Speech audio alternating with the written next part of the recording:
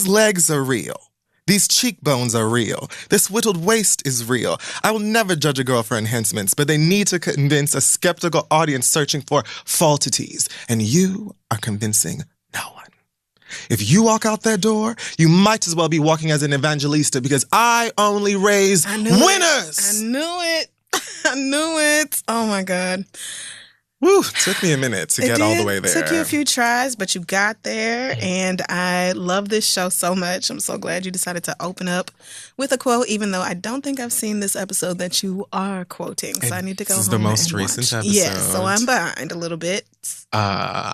Welcome back, ladies and gentlemen. I am Electra Abundance.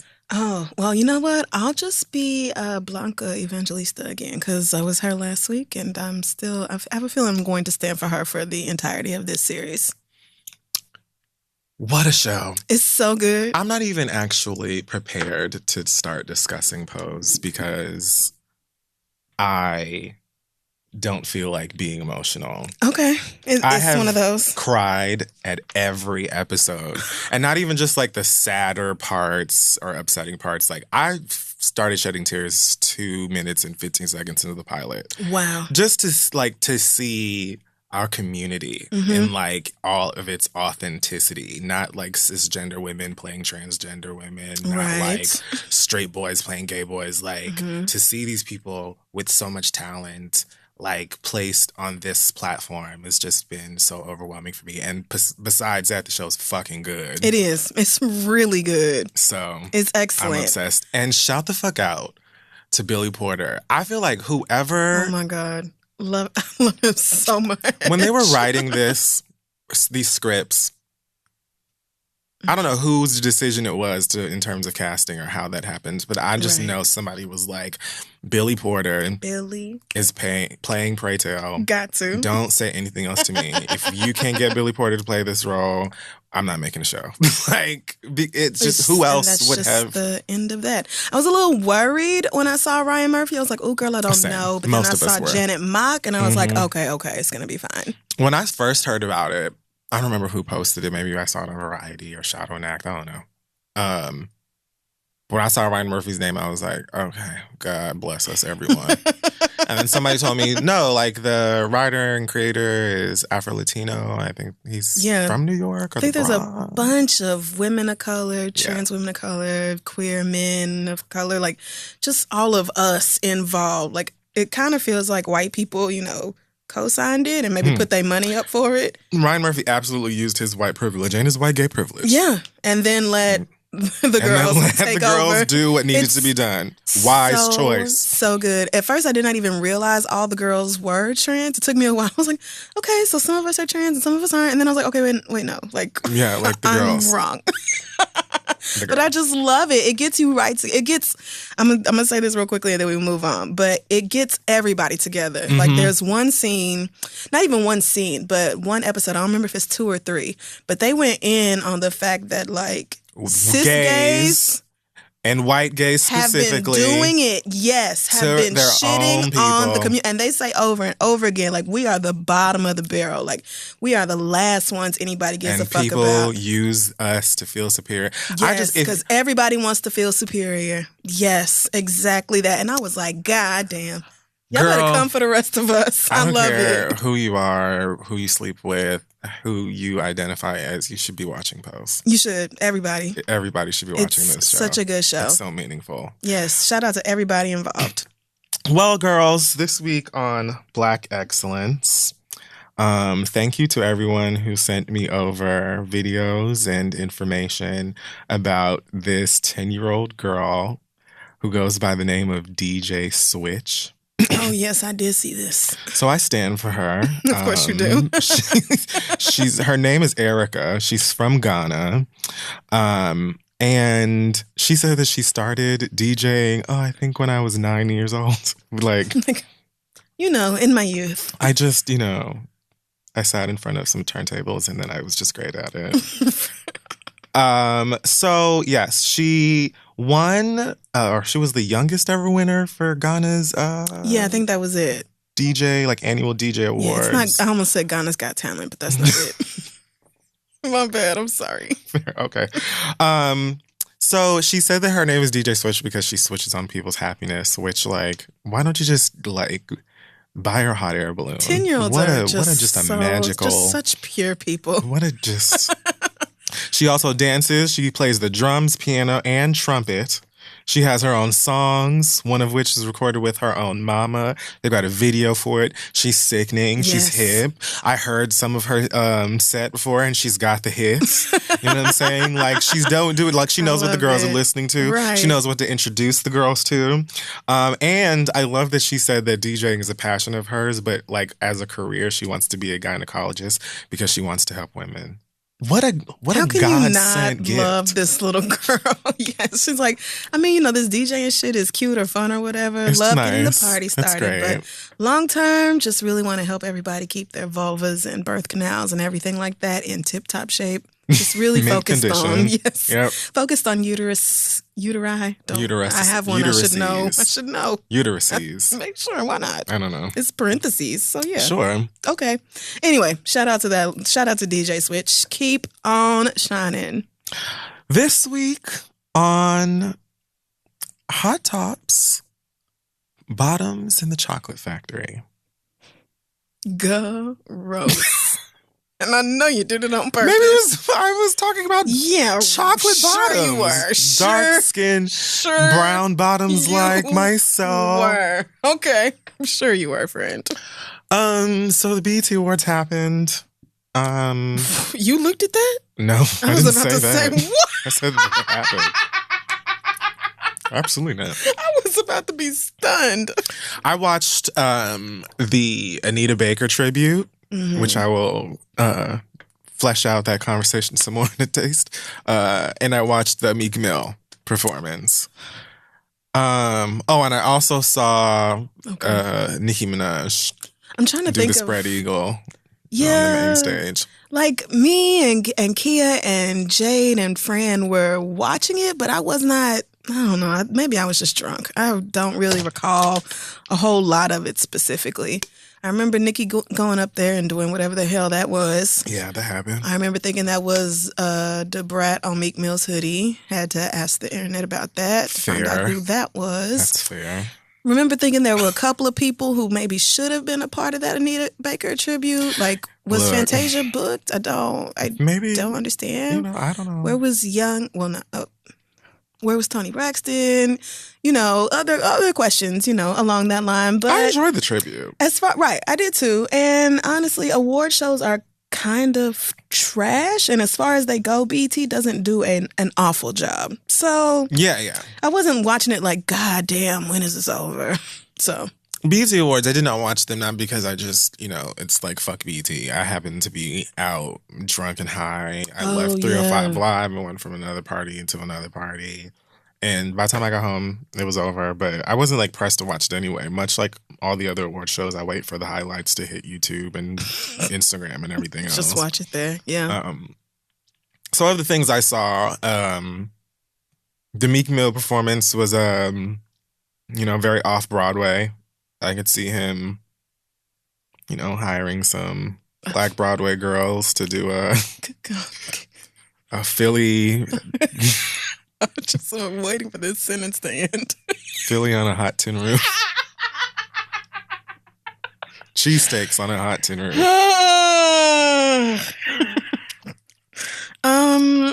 Bucket hats on a hot tin roof. Cannot see that.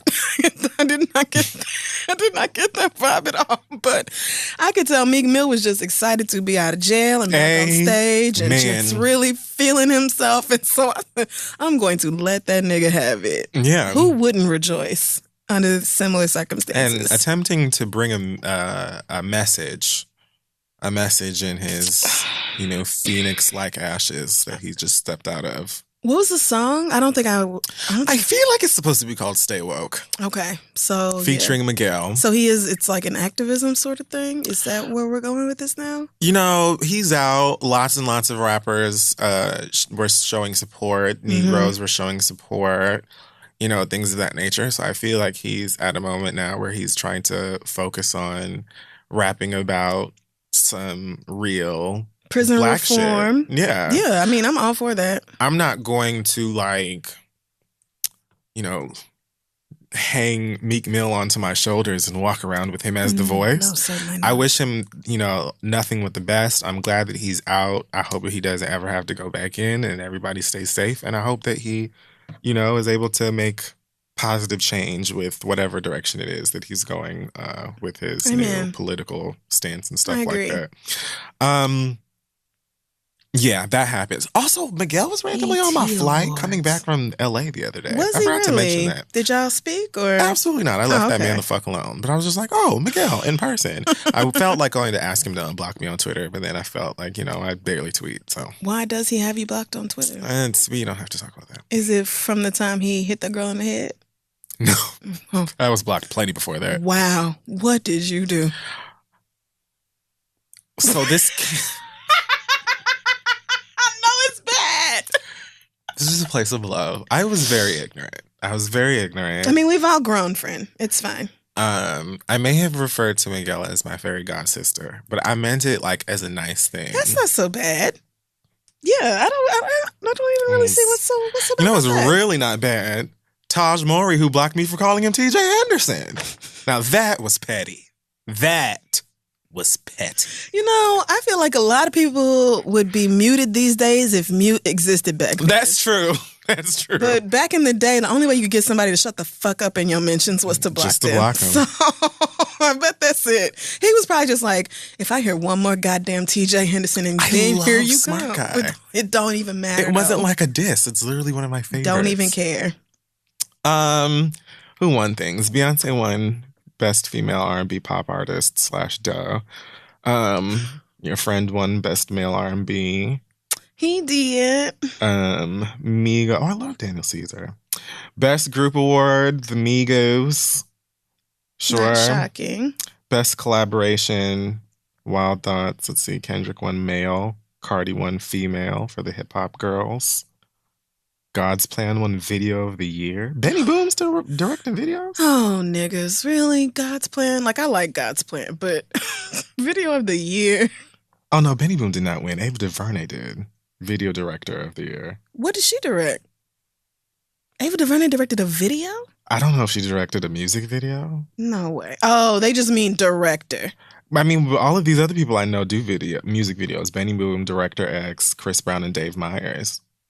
Well, then I'm confused. Ava DuVernay won because she should just win. Like, whatever. Okay, yeah. Let's just give her best overall director in all things. I agree. Yeah. Technically, she directs videos. I mean, technically, movies are videos. They are. They're just very long ones. Really long. But videos nonetheless. SZA won Best New Artist. Yes, she did. The girls. Tiffany Haddish, Chadwick Boseman won for acting. Yara Shahidi won Young Stars. Black Panther won Best Movie. Of course. Like, what else was he even nominated? Of course. Serena Williams and LeBron took home LeBron James won a Sportsman of the Year award. No, I don't know much about this sport, right? Or any of the others. No, I know. The Boston Vipers told us all about that. It's a sport, and I will be getting a jersey. Definitely. Okay, so it's apparently the Vipers really are a team, but not the team you said they were. It doesn't matter. They exist. Okay. All right. Sure. I mean, we were definitely talking about the NBA, but okay. So why LeBron? Oh, you know what? He's still an said LeBron James, and I was thinking about Kobe Bryant. What? Album of the Year. Damn. Do you know how long ago Kobe retired? Now you understand why I was confused. How did you even? Okay, no, it's fine. I know they're just a completely different person. Damn is out. All right, I can see that. Well. This isn't, highlights for me were Janelle Monáe, who I knew was going to dyke it up, and she absolutely did. Did you see her red carpet dress? Yeah, I loved it. I was just like... Did you see Erykah Badu call her gay on Instagram? No, I can't follow Erykah Badu because she just toes that problematic line too often for me. Like, love the music, but can't follow on social. I understand that. Yeah, it's like that. Well, you should watch the video that she lectured on there. You're right, I should, because I bet it's hilarious. She is funny. She's when very she hosted funny. the Soul Train Awards, I loved it. I just... Like, naturally a key. And then she's like, these fast-ass girls need to put some clothes on. That's why these teachers is... sleeping with them. Right, and I'm just like, oh, no. Remember that vividly. What is you doing? I was like, Erykah, wait. What? What else is going on? They had the Humanitarian Heroes, which I really liked. They honored Brittany Packnett and James Shaw Jr. and your girl Naomi Wadler, who you stand for, and you like almost burst into tears when you saw her at definitely Teen jumped Vogue. out of an interview. You were like, stopped in the middle of an interview. So sorry, I just have to stand right quick. You could just give me a moment to stand. They honored a lot of people who like really did some real work over the past year. So that was very nice. Yeah. Ryan Coogler, of course, did his acceptance speech for Black Panther. Oh, wait. So I didn't give my opinion on the Ryan Coogler. On the Anita Baker thing. Oh, right. So the Anita Baker tribute. Loved it. Could have had Fantasia replace Jamie. Really didn't need Jamie doing as much as he did. Period. Jamie was a low moment for the show, actually. Like, not the greatest host. No shade. But he just... It's hard to do that. It's hard to be entertaining like that for hours. I heard he was making fun of Monique, and I was like, interestingly enough, this award show has been kind of whack since she stopped hosting. So like, don't do that, because Monique was a great host at the BET. She got up there with them big girls and did the Beyonce. Had everybody gagging. So don't do that, sir. But yeah, the Anita Baker tribute was overall, very lovely, and most importantly, she couldn't take it. Yeah, she was like, I'm overwhelmed. Getting her whole entire life. Yes. And I mean, Marsha sounded great. Lettucey sounded great. But then when you have Yolanda Adams come out and Yolanda Adams. Soon as I saw Lettucey, Kia got up. Yeah. So it was again. I just, what I felt from that was like, Anita Baker is an artist, like many of the Black people who have been honored at the BET Awards. True. Who should really be honored at most of these other musical award shows as well. Mm-hmm. And it's like, they gonna wait, for these people to be dead, basically, and then just put them on the memoriam or whatever. Right. Yep. Versus us who actually, in time, eventually, we give our people their flowers. Right. And it's nice to do it while they're living. I've also thought, in case the Grammys does decide to give more of us our things in terms of these tributes and things, just call Yolanda Adams, because she does tributes for everybody. BET calls Yolanda Adams to do tribute for everyone. It doesn't matter who it is. Like, nobody's going to be disappointed that Yolanda Adams is covering their song. I want to see the Yolanda Adams tribute. Who would even perform? Probably just 5 Yolanda Adams holograms. I'm trying to think. I don't know any of the young names in gospel, but there has to be somebody out there with a voice. Has to. I want to hear Amber. Oh, well, you know what? Just slap me in the fucking face for not thinking about Amber. Yes, ma'am. Amber Riley could easily do it. Well, those are just my thoughts from the award show that happened. Yeah, I feel like it happened a million years ago. God, everything is just trash. But yeah. Do you want to talk about how Nelly cut off his dad financially and why it's because of Ashanti? I don't know anything about this story, so we can. So Nelly and Ashanti were once a couple. They're not a couple anymore. This was a smooth 5, maybe longer, years ago that they broke up officially. Okay. I saw a video earlier this year of somebody saying "fuck Nelly" at a concert, an Ashanti concert, and she was like, "Word, yes." So, needless to say, things didn't end nicely. So right. Ashanti posted a video on Instagram or one of the apps with Nelly's dad in the video. And it's just, hanging out with him. I don't know if his name is Mr. Haynes. I can't remember what they said his name was. But, just chilling with a dad. Hey, what's up? Okay. Oh, you looking sharp, all dressed up, And he's just there like, yes, thank you. Thanks a lot. Okay. Yeah, thank you, babe. That's it. Okay. And this apparently upset Nelly. So he posted the following on Twitter. He tweeted this and then screen captured the tweet and posted it on Instagram. So that lets you know he means fucking business. Really fucking means it, you guys. Edge. Not joking about this. Done. He said the word father is strong word. Something I never knew anything about as a child because mine never did what he had to do, only what he wanted. Hope it was worth it, Pops. I'm done with you. No more money from me. Let them pay your bills. I'm guessing them is Ashanti. Okay. Just because it's your... This is the Instagram caption. Of course. Just because it's your DNA don't make you a father. Mine never saw me play sports, never taught me anything, never saw me graduate, and I still took care of him for almost 20 years. He never took care of me for half that until the day he still does whatever he wants. Even I didn't proofread this, obviously. No, he didn't either. Even though I pay his bills. Well, used to. That's over as of tonight. So, I guess my big question is, why would you do that? Why would you pay the bills for a deadbeat father? Why would you ever go back and give that nigga money, especially for so long? Maybe they were trying to, establish something. I mean, I don't know. To me, I just looked at this and I thought it was like super petty. I could see Nelly being upset. I could even see Nelly being upset enough to stop supporting his dad financially, especially if he doesn't have a great relationship or didn't have a great relationship with his dad. Right. Where it goes left for me is the sharing with us.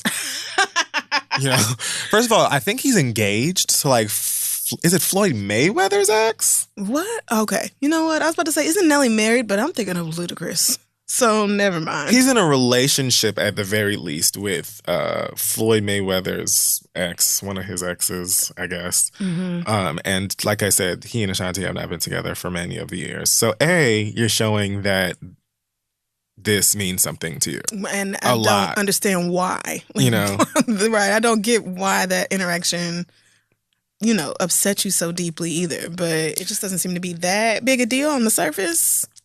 I mean, maybe and not. Also, to me, it seemed like I wouldn't be surprised, honestly, if Nelly's daddy don't even really know Ashanti name or doesn't remember. Not like shade to her or like saying that she's irrelevant or anything. Just like he seemed like when you go to like a family reunion or get together and you got them uncles and grandmas and stuff that like they know that you can, but they don't really remember what name your mama gave you. So it's like, oh, hey, they know your mama name, right? They know your mama's name, such and such baby, right? That's one it. of her kids. Like that's what this interaction gave to me. Oh, poor that. That makes me sad. I mean, so I'm all for like people rebuilding relationships with their absentee fathers, but like I think it's really important that you know that like your father has to be the one to make the amends here. He has to be the one to acknowledge the shitty things that he did and apologize for them and make changes and prove to you through his words and his actions that he's not a shithead anymore. And it sounds like Nelly's father perhaps never did that. And so he's been paying this man's bills out of some sense of obligation while still harboring this resentment for him all this time. And so like when you're in that situation, any little slight against you or any little thing that he does to piss you off, you're going to take it that much more personally because it's like, you did this and then you wasn't never there my whole fucking life. Like, it's not just about, this little incident with Ashanti. Right. It's not about that. He did not mention much of anything of what... He didn't really say anything about what his dad did in this situation to make him upset. Right. He didn't acknowledge the video. He didn't acknowledge Ashanti at all. Because it's not really about that. It's not about that. It's not about that. It's about how dare you. It's about the pain of you being a shit father and me trying and you still doing things that I find to be shitty. So I hope Nelly, works that out with a therapist because it's important to deal with those feelings. Yeah, I hope that's something that they talk through or whatever. Because it don't be... I mean, if you're even attempting to build a relationship with your father again, or maybe just forgive him for how he's hurt you. A video on social media with Ashanti shouldn't be the thing that comes in. It just shouldn't. Go sit down and talk to somebody together and get through that and figure out how to love on each other. Because this should not be the thing. Yeah, if he's worth putting that effort forth. Right. Do that. Right. Exactly. But Ashanti, ain't nobody thought about Nelly and Ashanti in a billion days. Even aside from each other. Even when she said she and Ja Rule was going to do they own... On the run? On the mend. On the skip. On the jog. On the prance. On the catwalk. Tiffany Haddish has more stories.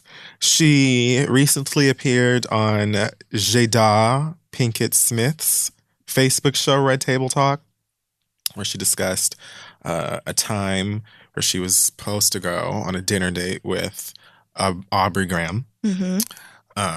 They texted about it. He asked to take her out to dinner. And apparently she cleared her schedule. She said she went and got her mustache waxed and armpits and all those things, which like waxing a mustache, my God, that has to be. Yeah, I can't believe she didn't just nair it off. Oh, you can nair your mustache? Hell yeah, you can. Wow. Hell yeah, you can. She said, she wanted to see what that D was doing or whatever, but can't say she's I blame a joker. Her. Cannot say I blame her. I mean, I don't blame her either. I would also not be opposed to finding out. It's just like, Tiffany, how you know that Adonis didn't want like some brown stew chicken and rice and peas and dumplings? Because Adonis don't live in Canada. That's how she know. Oh, and then of course he just was like, "Oh yeah, my bad. I forgot about our little date or whatever." Oh yeah, I had a family emergency. I'm in Canada right now, and yeah. And she cleared her schedule. I think she said she missed out on $100,000 for that. Adonis found out that Diner's Corner was gone, and he had and he was like, fit. "What? The Bumba Pussy Club." Yes, this infant who is magically Jamaican and eats solid food. Found out that Diner's Corner was gone and was like, "I will not rest, Daddy. I shall not. Make it whole again. Fix it." Woo, I would have been more mad over getting my mustache waxed and shaving my legs. And Hello? everything. Same? Like, man, that's like being a bottom and starving. I was just going to make that comparison. Eating something at 11 a.m. and being like, all right, that's it. That's Nothing it but ice cubes for the rest of the day. I have plans. Maybe sugar-free gum. Damn. That's sad. And that's it. Something to take them hunger pains away. Rinsed your whole ass out and did all of that stuff, and now all of a sudden you got a family emergency. Nigga, fuck your family. I didn't ask anything about your family. Like, I seriously sat here and rinsed my booty hole out with juices and berries just for your dining pleasure. I almost passed out in the shower. I could be dead. I've been weak all day. Like, I'm so dizzy. Here you go talking about your damn family. How dare you? You're Drake. You can get on a plane at any time, so I don't want to hear it. Can I play this clip from Jada Don't Sue Me? Because this part was like, I actually really appreciated this. Okay. Anytime I would go on a date, I would ask a guy if I could see his penis. Right. And then I would pull out my disposable camera and I'll ask him, can I take a picture of your penis? I'm like, I don't want your face or anything. I just want to remember your penis. And they be holding it in their hand. And then from their hands, you can see like dirty nails, dirty dick. And you can see like the tip of their penis usually match their fingernails. It was a nice little coffee table conversation situation. No, So... That was about what is wrong with Tiffany Haddish's alleged dick pic book. Nice. That she has of, penises from dates that she's had. Mm-hmm. And I guess she uses them for examination. But I played that specifically because she gave us a word in there. And that word was dirty nails, dirty dick. Yes. It's so simple. When I think about that, I'm just like, oh my God, sis, you struck gold with this. Right. Oil. Everything. Like, this is amazing because it's so word. Right. Yes, it's something to internalize because everybody's nails get dirty. Right. However, nobody should show up on a date with dirty fingernails. How do you not ever look at your hands during the getting ready process and say to yourself, self, I need to go and scrape this out and dispose of it. This is disgusting. Like, how do you not? I guess niggas are just lazy, but... More than that, the gag is a lot of time that dirt on the nails is from their dirty dick. They get to scratching. Okay, well, now I am really disgusted. How dirty does your dick have to be for it to leave sediment under your fingernails? Just a couple days of not washing. Gross. Playing Fortnite. I totally lost my train of thought thanks to you and that fucking Sorry. I'm surprised that many men were like, yeah, sure, you could take a picture of my dick with a disposable camera. What? I think I would have had to tell her no. Like, you actually kidding? I'm picturing a nigga like telling every woman he goes on a date with, I just want a pussy pic. Just play with it real quick. Damn. With a disposable camera at that. This must have been before.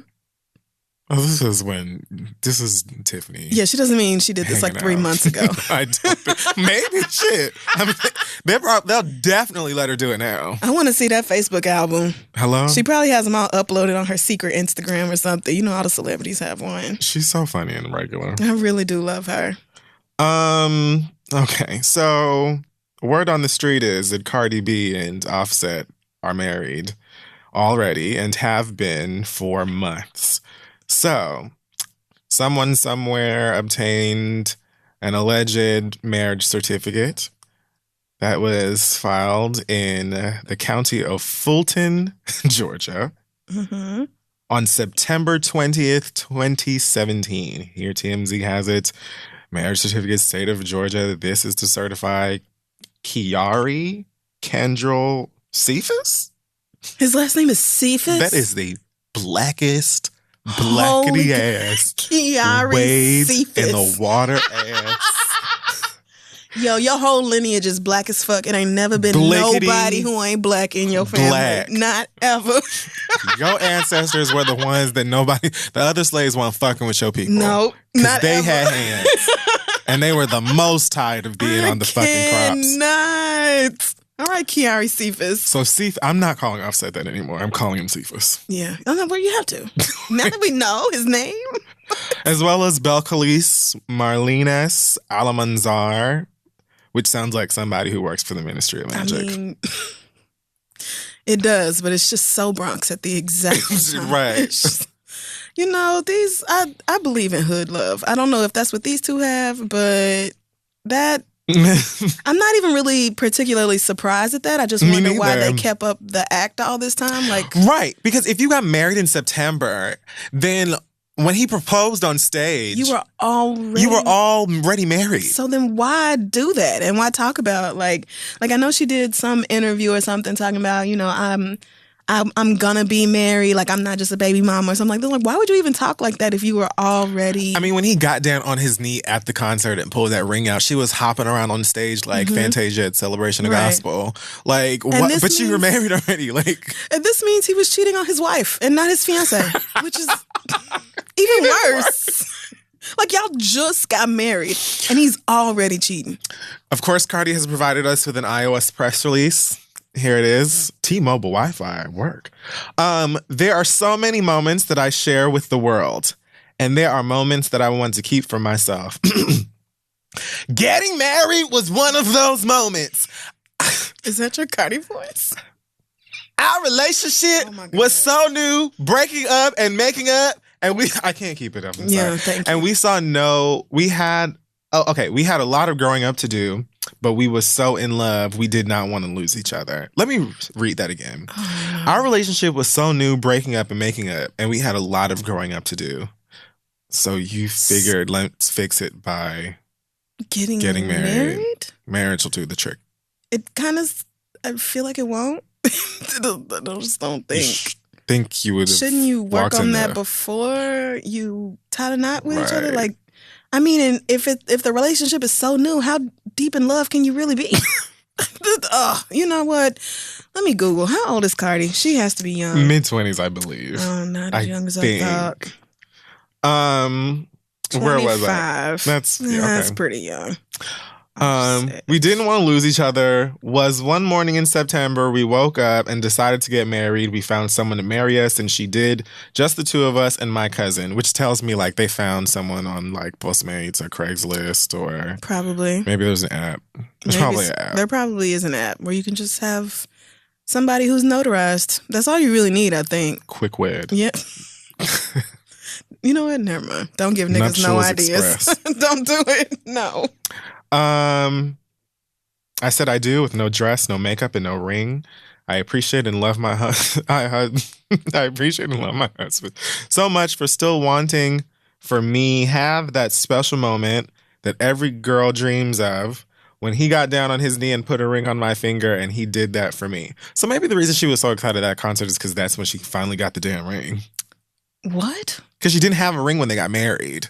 But he got down on the knee and presented her with a ring at that concert. But that didn't have to happen on stage. He could have gave you a ring at any point in time. Like, that nigga's very wealthy. He could have went out that same day and got you a ring. That is just... There's no argument. You're not going to talk to me about this like y'all are regular ass niggas renting your furniture every week out of Rent-A-Center, going down there giving them people they $46 for your entertainment center. Like y'all are not like that. I don't want to hear it. You literally could have put on your Crocs and went downstairs and got one. Like or sent one of them millions of niggas that be around y'all to go get one. It just, okay. Maybe it took her a while to pick out I don't know. Well, now since you little nosy fucks know. At least y'all can stop saying I had a baby out of wedlock. Then she tweeted, "This is why I named my album Invasion of Privacy, because people will do the most to be nosy about your life." Well, fuck it. Okay, all that is true. People will do the most to be nosy about your life. But you also share a lot about everything that we just talked about. Mm-hmm. So I feel like the big gas public proposal that we didn't have to be a part of. I just saw pictures of them headed to the baby shower. Yep, I did see baby shower pictures. Is this Rolling Stone they're on the cover of? Yep, that also just happened. Like, you're a topic of discussion and you're continuing to make yourself a topic. Like, you are front and stage with it. Mm-hmm. So, of course, people are going to have opinions and shit like that. Some of them are going to be good. Some of them are going to be bad. So, like, the whole...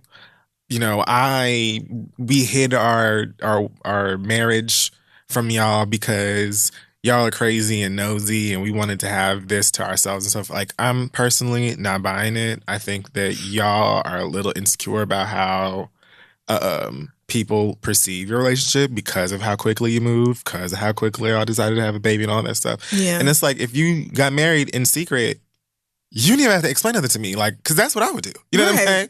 Because that's none of anybody else's what business. I'm going to. There ain't going to be no hashtag at my wedding, if I even have one. Like, I wouldn't even need an iOS press release because my only response would be, wanted to.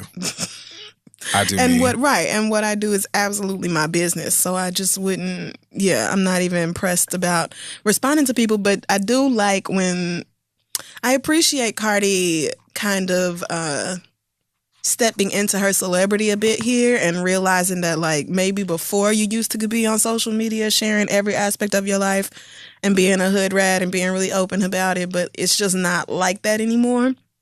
And I wish her a happy rest of this pregnancy and a safe delivery for her baby. Nobody can say you had that baby out of wedlock because you haven't had it yet. Don't know why she put that in there. Did people really... First of all, who is even really still doing that? Are we really still judging women for having babies without being married? Oh, yeah. People are judging people for terrible things every day. Every bit of 2018. Nice. Who the fuck cares about shit like that anymore?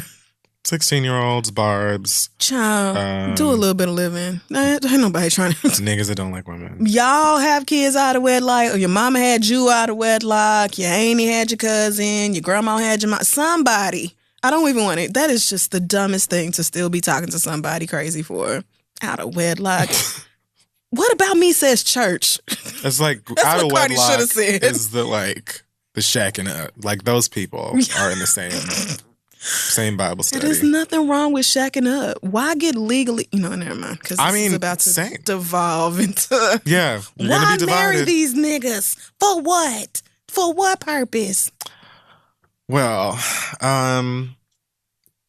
Dame Dash had a quick conversation with Lee Daniels the other day during a Diana Ross concert. This was...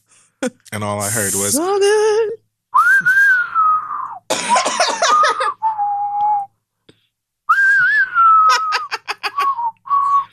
Yes, your Wild West theme music. So...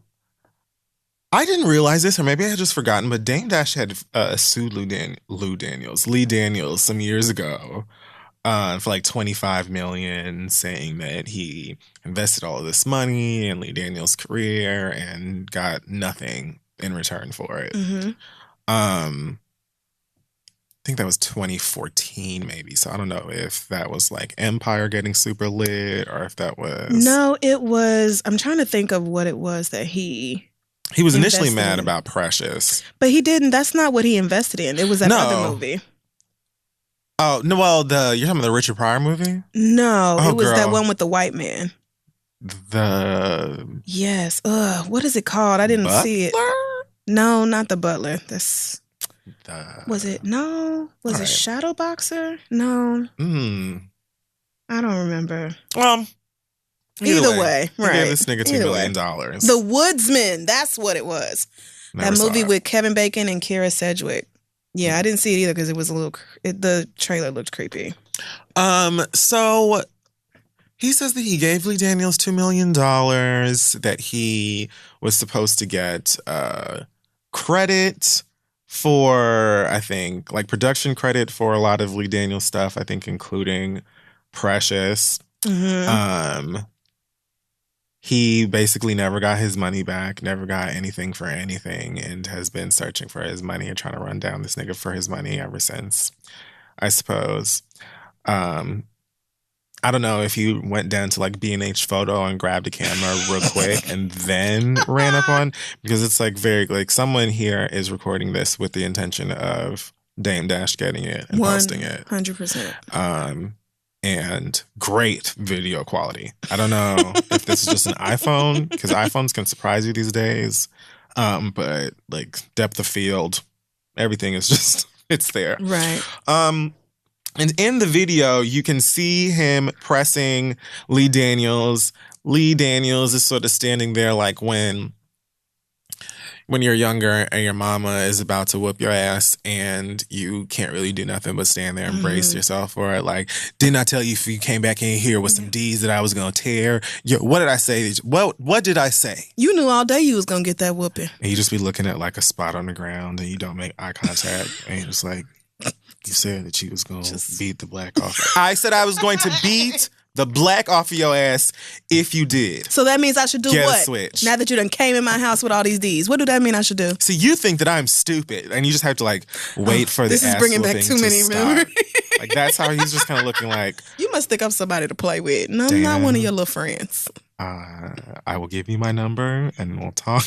Why don't he already have your number? See, this is what I understand. You owe this nigga millions.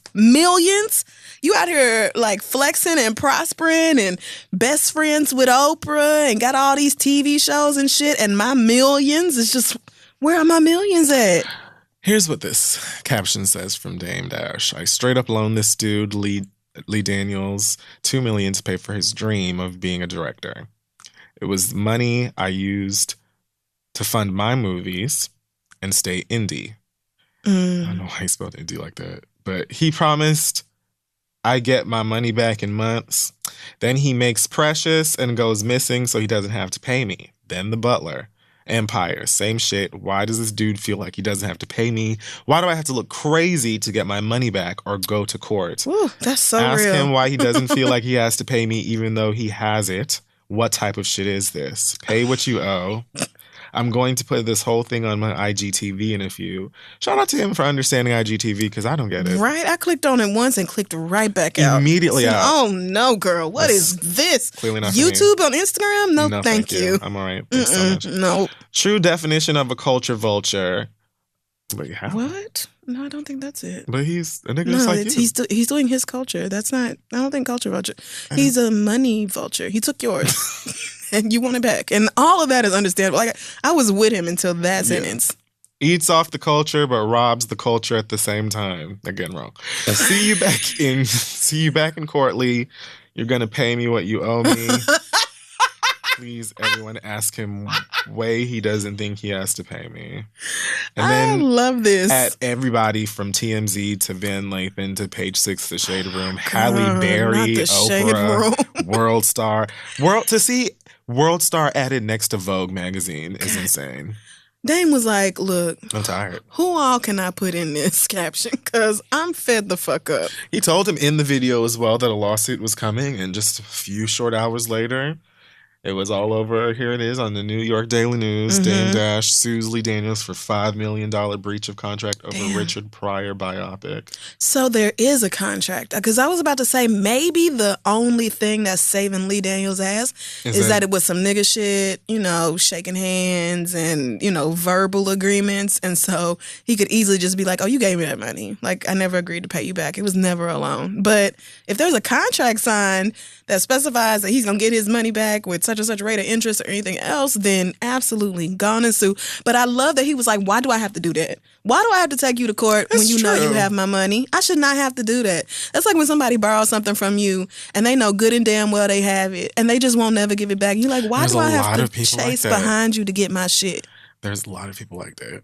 And he said himself, Lee, in the video, I know I'm wrong. I'm going to get you your money. So it wasn't even like... Right. It wasn't even like I could say, okay, well, Lee, what's your side of the story? Because I have video in front of my face of you telling this nigga, A, I'm going to give you your money, and B, I know that I am wrong. Right. And not much else of anything. So, like, right. And meanwhile, Lee was Diana... like he just wanted it to calm down. Like, let's not do this now. And Diana is up on the stage talking about her grandbabies and her ankle, hurting her ankle and shit. And I feel like it's about to rain or whatever else.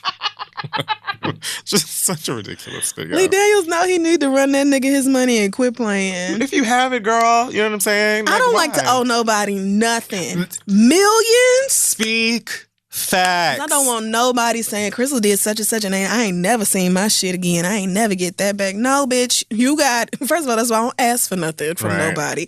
But if I had to, I'll be damned if I'm going to just be out here prospering in your face and never giving you your money. I don't care if it's $30. I know you out here looking for it. And I have had to press you about my shit before.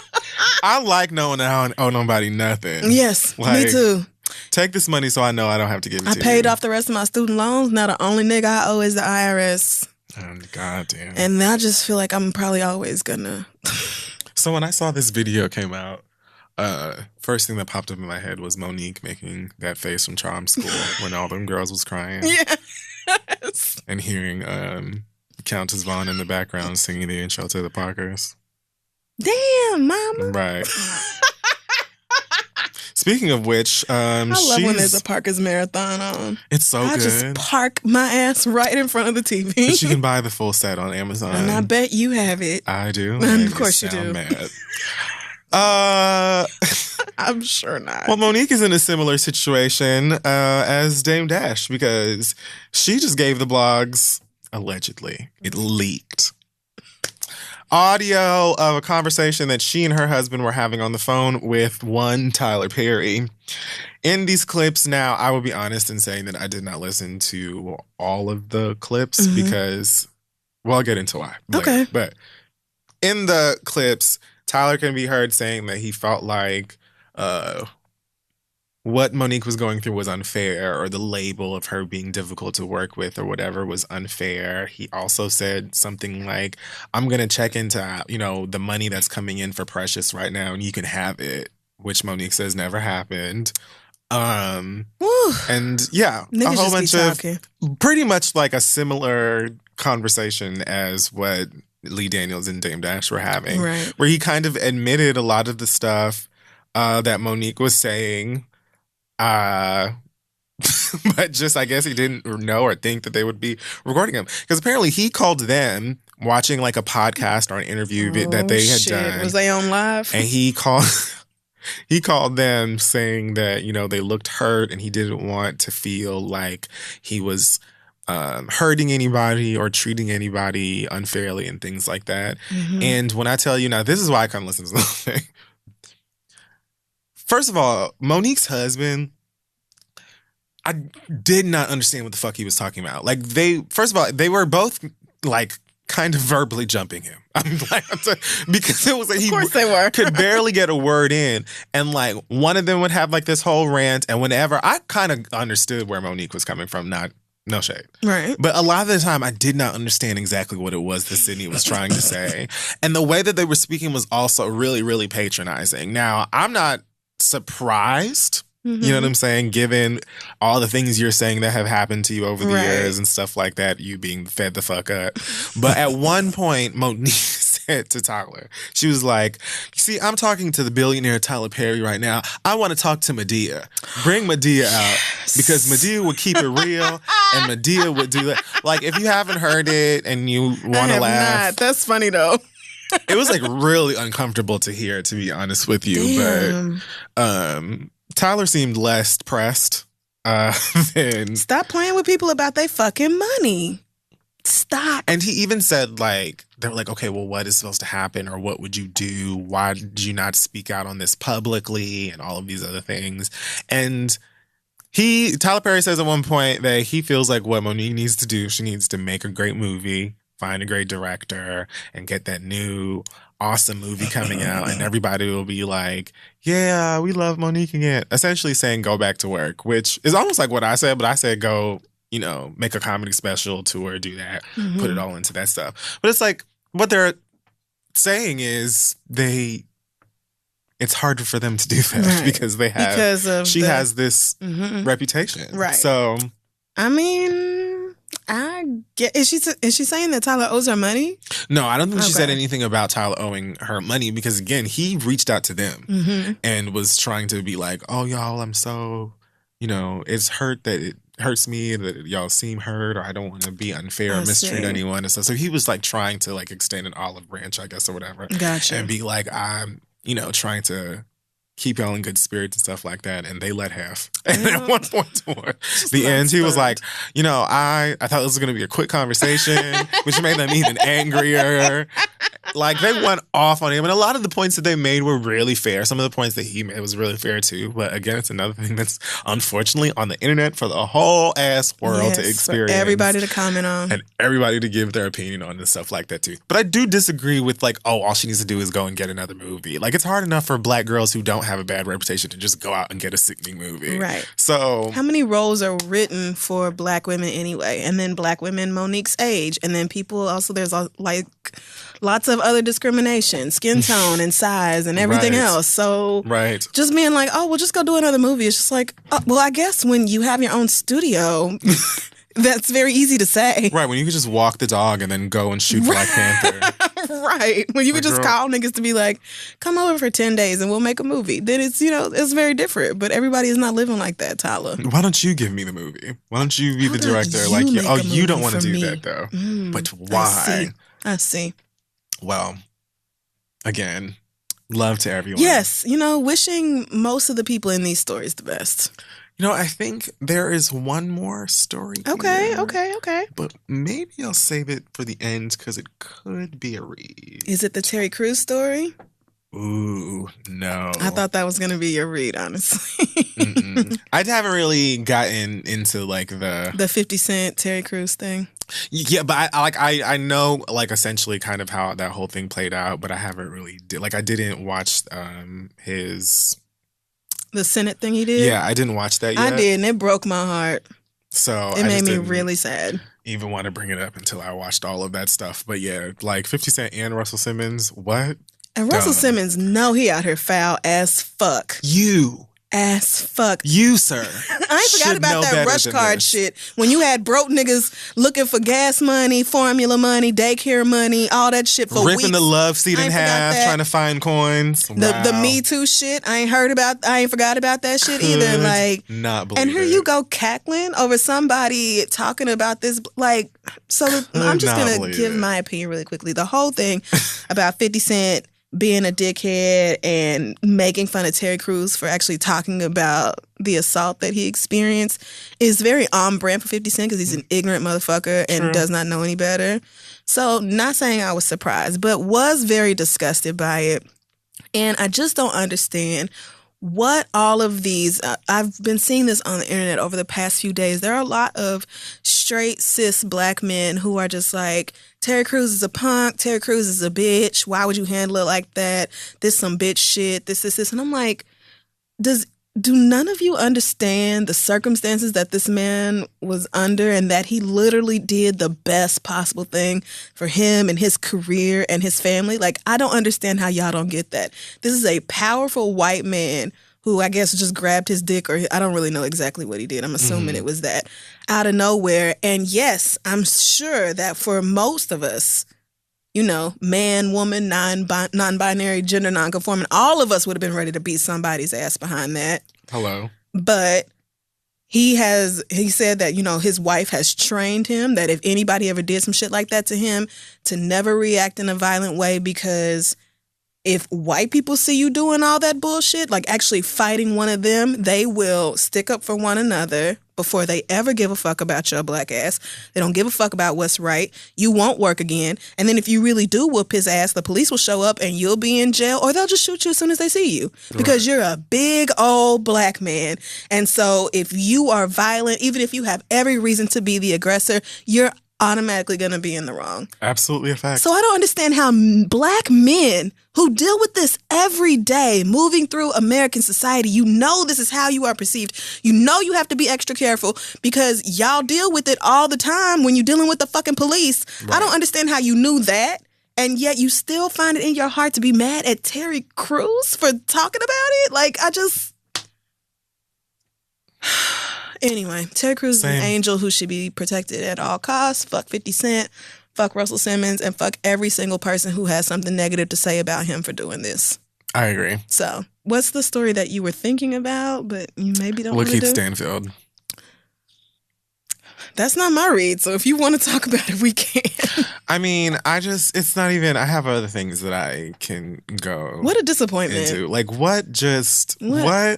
So. Definitely thought you was family anyway, but guess not. I suppose not. I just kind of thought you were bi, but it's fine. No, it's fine. He did a video on Instagram. Apparently, he does these freestyle, I guess they're supposed to be joke videos where he says he plays characters, and he posted a video that was called The Offensive Freestyle. In it, he raps things like the following: fag, I don't like to brag, but I'm straight, rich. That's some gay shit. Says some other stuff about gays in the video. So I guess that this character is supposed to be homophobic. I'm putting quotation marks around character. Yeah, no, there's heavy quotes around character because I don't... He didn't say in the caption when he originally posted it, this is a character that I do and this video is from that character's point of view. He said, this is not for the easily offended. Exactly. So then, first of all, how was anybody supposed to know it was a character if that is the case? Secondly, why would you have a character who is this way? Why do you have a homophobic character? That's what I'm saying. And it reminds me kind of J. Cole when I, hopped off of that bridge. Yes. Oh, God. And many other creatives who do this very same thing, say offensive shit, and then the excuse is, oh, well, I was trying to start a dialogue, or I'm trying to, it's not me, I'm playing a character to show y'all how ignorant they are. You remember that white fraternity that got in trouble not too long ago because a video came out of them singing a whole bunch of racist shit and like... Which fraternity? As I was saying it, I realized. The OU one? I think so. There'll never be a nigger at SAE? Yeah.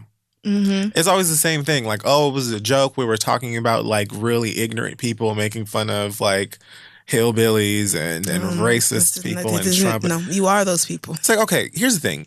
It is completely possible for you to take different kinds of people, make characters about them to start a dialogue. If you're going to do that, especially where you're attacking, minorities or oppressed groups or whatever you would want to call them, you have to acknowledge that you're going to need to do so responsibly. You're going to have some kind of tact, some sort of plan so that people who are experiencing this, seeing it, witnessing it, understand why it's being done or like the direction of this conversation that we're supposed to have.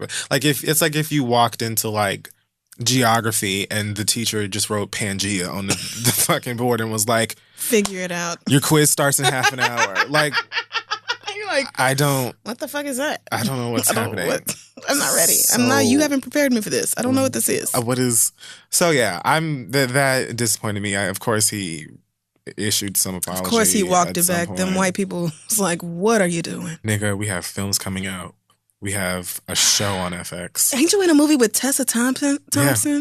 How? Why would you do this? You just had to put that video up. That's what blows my mind. It's not even that great of a freestyle or whatever. Like, why would you upload that? The feelings are hurt. And then turn around and be like, I do different characters sometimes. This is just one of these characters. Okay.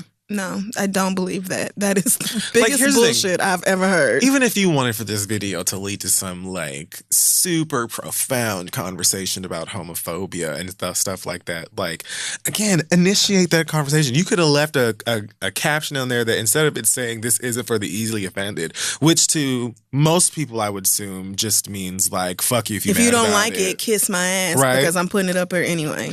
Why would you not be like, so this is a character, maybe give the character a name, maybe not give the character a name, but this character is this way because of this, and I wanted to have like, why not put that in the caption? Why even leave something so dangerous and harmful up for interpretation? Like, I just don't. Because you meant it. Because it was not a fucking character. Because you meant it. It doesn't. And if anybody out there is thinking about developing a gay character for this same purpose, I would urge you to reconsider. Especially if you are not yourself gay. That would be a good because idea. You really have, it takes a lot of nerve that you ought not possess to do some shit like that.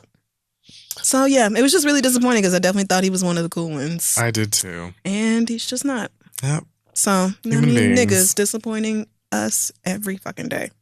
Well, that's just about it for the hot tops, and we're going to take a break and come back. Hey y'all, is you hungry? Skip meal planning and get straight to cooking with Blue Apron. You can enjoy unforgettable meals inspired by the vibrant cooking of the Mediterranean, like seared salmon and spicy orange salsa. Centered around fruits, veggies, lean meats, and plenty of olive oil, these recipes are deliciously nutritious with incredible ingredients and chef-design recipes. Blue Apron lets you see the power of what food can do. Blue Apron delivers farm-fresh ingredients and step-by-step recipes to your door, and the menu changes every week based on what's in season and is designed by Blue Apron's in-house culinary team. And that is how you know they mean business. Because they only use fresh seasoned things. Blue Apron offers 3 plans: the 2-person meal plan, family meal plan, and the wine plan. First of all, even before we started getting sponsors from Blue Apron, like I said to y'all before, the fanciest of the white people in my building have been a part of it. Same. The gentrifiers have been loving it. They love it so much. But I love it too. It's so easy. It actually is really easy. They send everything you need straight to your door. You make some really great stuff. I think right now they have a sweet chili beef and vegetable stir fry on the menu, sweet pepper and fig grilled cheese, which honestly sounds like some shit I want right now. Amen. You can check out how dope and easy it is to cook with Blue Apron, this week's menu, and get your first 3 meals free at blueapron.com/theread. That's blueapron.com/theread to get your first 3 meals free. Blue Apron is just a better way to cook, so try them out. It is so good. And let's move on. We're back. It's time for letters. It is. Send your questions to asktheread@gmail.com. We may just read them aloud on the show. Also, please reread your emails, proofread your emails, read them out loud before you send them. Yeah. Just like small things like that. Just help so much. Thanks, you guys. A long way. We have an update from Lena. Remember, Lena is the girl who... she has a racist white family that she was nervous about bringing them around her daughter. Remember? She was just like, oh, I don't know about this. I do remember that. So she said, I just recently discovered that one of my aunts, who I used to be very close to, refers to some black people, including President Obama, as niggers. And now I can't stop wondering if more of my family uses this word and others like it. Oh, bet your ass they do, huh? Yeah. I know it's naive of me to have never thought about this before, since I know how little they care about black issues, but it never crossed my mind. I'm truly devastated, and I've decided to just cut off all contact with my extended family. I refuse to have these people be any part of my daughter's life. Thanks for your help. Stay safe and blessed. I'm sorry it ended like that, but saw that coming from a mile away, right. Girl. She definitely ain't the only one in your motherfucking family that does. If they over here talking about, well, I don't understand why they're kneeling, or don't all lives matter? Then you can guarantee. I mean, girl, they're saying nigga. Right. In the privacy of them homes. Gross. All right. So our first question this week comes from Joey. Sure. Joey says, the worst shit has happened. Oh. My boyfriend and I have been going strong for 8 months. We see each other almost every day and spend a lot of time together. A couple nights ago, I was putting together outfits for Essence, which I have not even put together outfits for Essence. I haven't even, right. I have no I'll clue. start thinking about Essence 2 days before I leave. Same.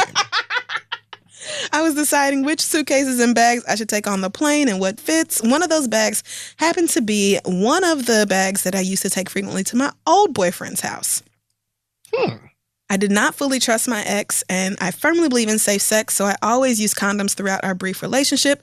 I literally had condom pieces all over the place, whether they were wrapped or unwrapped or all throughout my overnight bags. So Joey's saying, he kept a lot of condoms around back in these days. Good. 2 nights later, my current boyfriend was sitting by my bed and picked up an open condom wrapper that was laying by the bed and said, "Is this an open condom wrapper?" I guess it is. Huh? I mean, don't ask me a question you clearly know the answer to, but anyway. I nonchalantly grabbed the wrapper from him and said, "Oh, this is old. It may have fallen out of one of my old bags." I shrugged and he got quiet, then left. I'm sorry. When I got in bed later, I realized what happened and called him immediately. When you got in bed later? You had to think about it?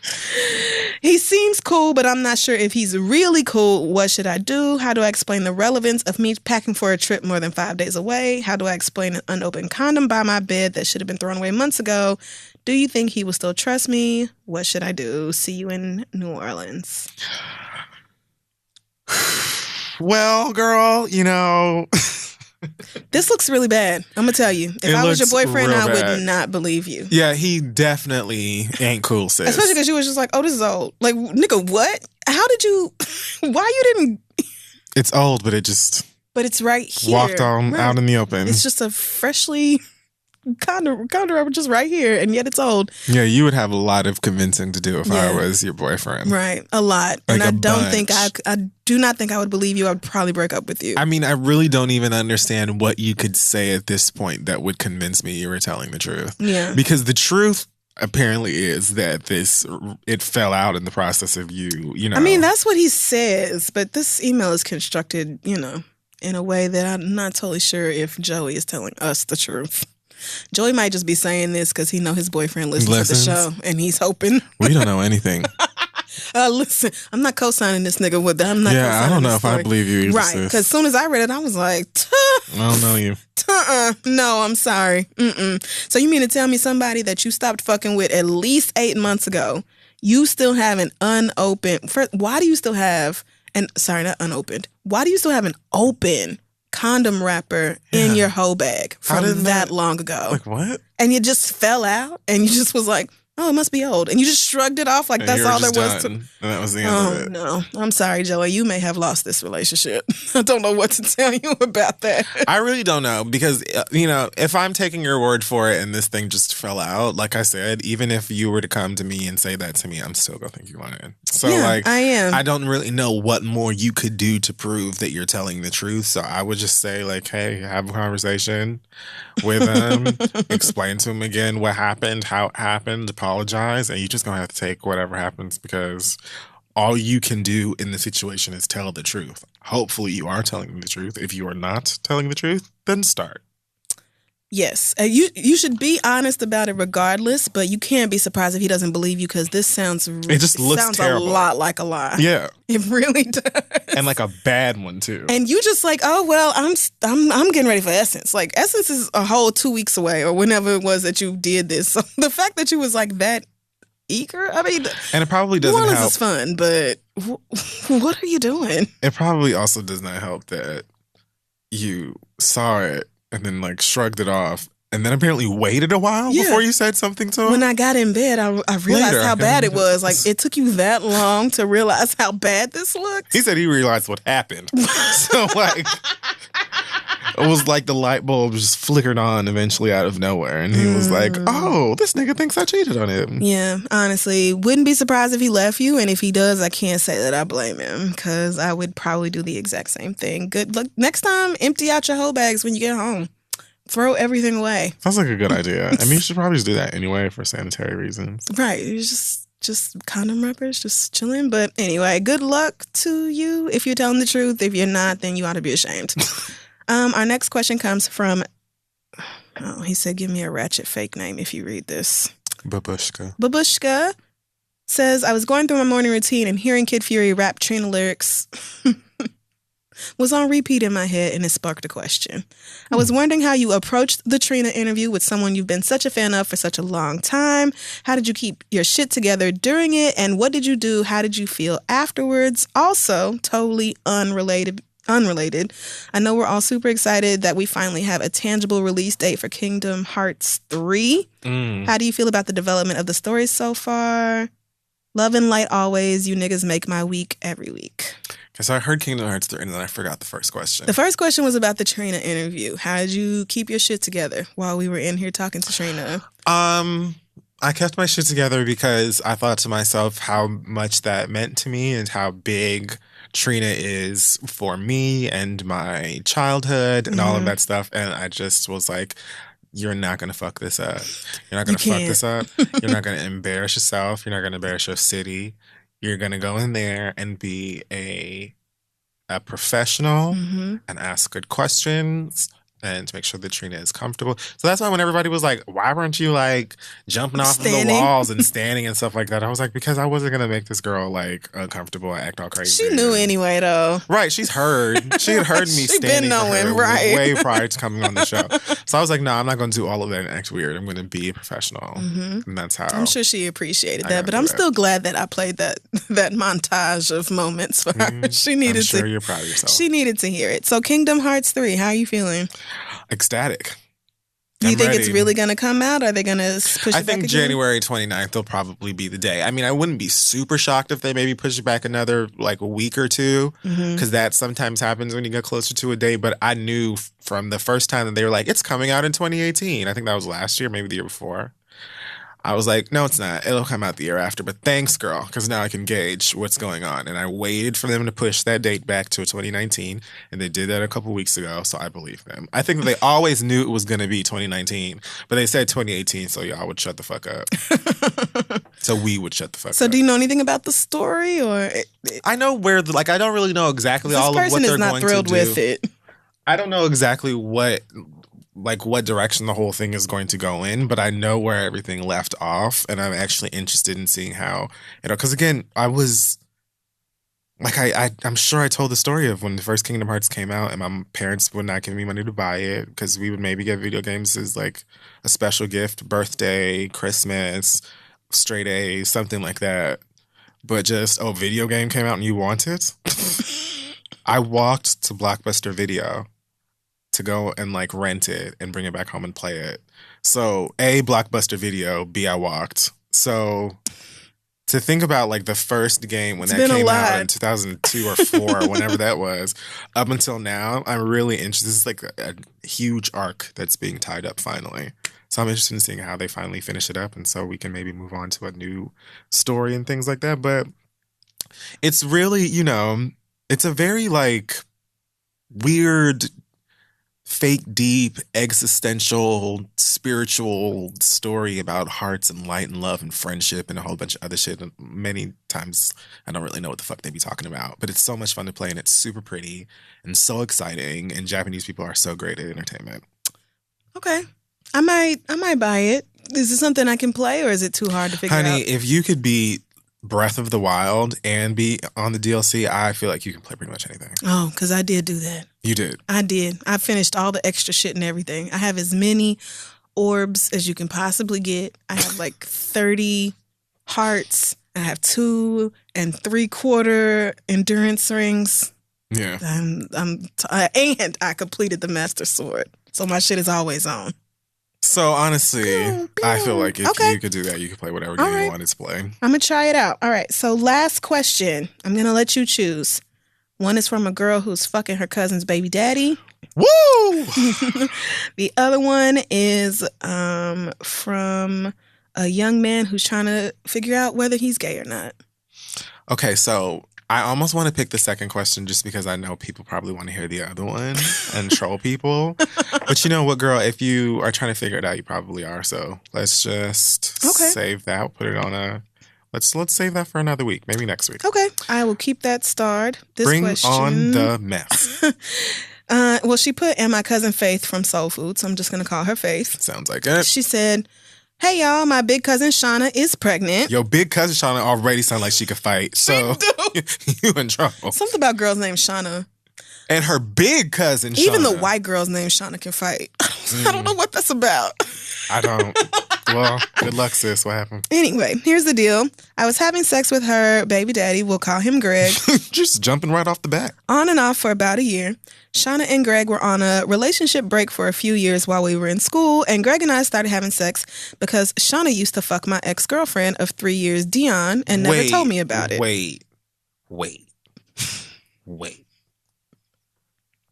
Skirt. Is that what amigos do? Skirt. So, wow. So, okay, she's fucking her big cousin Shauna's baby father. Greg. But big Shauna fucked her ex-girlfriend? Yes. And didn't tell her about it. So Faith was feeling away when she found out that her cousin fucked her girlfriend, her ex-girlfriend. And so she started fucking her baby daddy. So this is a revenge thing? Yes, that's she started sleeping with the boyfriend out of revenge. Yes. But then dick too bomb. Yeah. She and Dion were hanging out a little too much on Snapchat, and I knew them bitches didn't have anything in common. Dion is actually the one who told me about a month of spring break because she felt bad. Faith don't really believe that, but it's fine.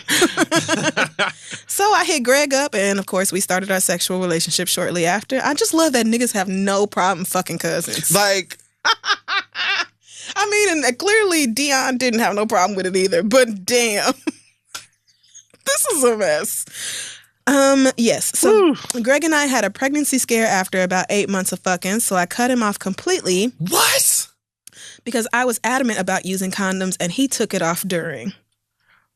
So you shouldn't have been giving him no pussy from Anyway, right. He wasn't happy about us ending our sexual relationship, but we didn't speak after that night. And to my surprise, about a year later, he and Shauna are back together, and now she's pregnant. Oh my God, niggas are so fortunate. Shauna, like they be getting away like bandits. Right. Despite all this, Shauna is my family, and she's been asking why I haven't visited her and Greg's new apartment. Since we're back home, now that everyone has graduated from college, should I tell her what's up or just show up to the baby shower high as fuck and continue to mind my business? Well, it sounds like, I mean, hopefully you know what kind of high you are. You don't want to go down to the baby shower and then tell everybody. You don't want to be that girl. Yeah. This is layered. Lot. It's layered. Sometimes I wonder, like, I know I grew up, like, very much a square, but, like... Yeah, me too. Am I missing out on... How have I never slept with any of my cousins' partners? How... It's, like, pretty common in this inbox, and yet it's never happened to me. I just haven't done it. This is... So this is a lot, and... And I would say, you know what? Shauna is your cousin. And young people do foolish things. And maybe everybody in this situation was, I mean, clearly everybody was college age. So y'all are probably 17 to 22 and just being dumb. So fine.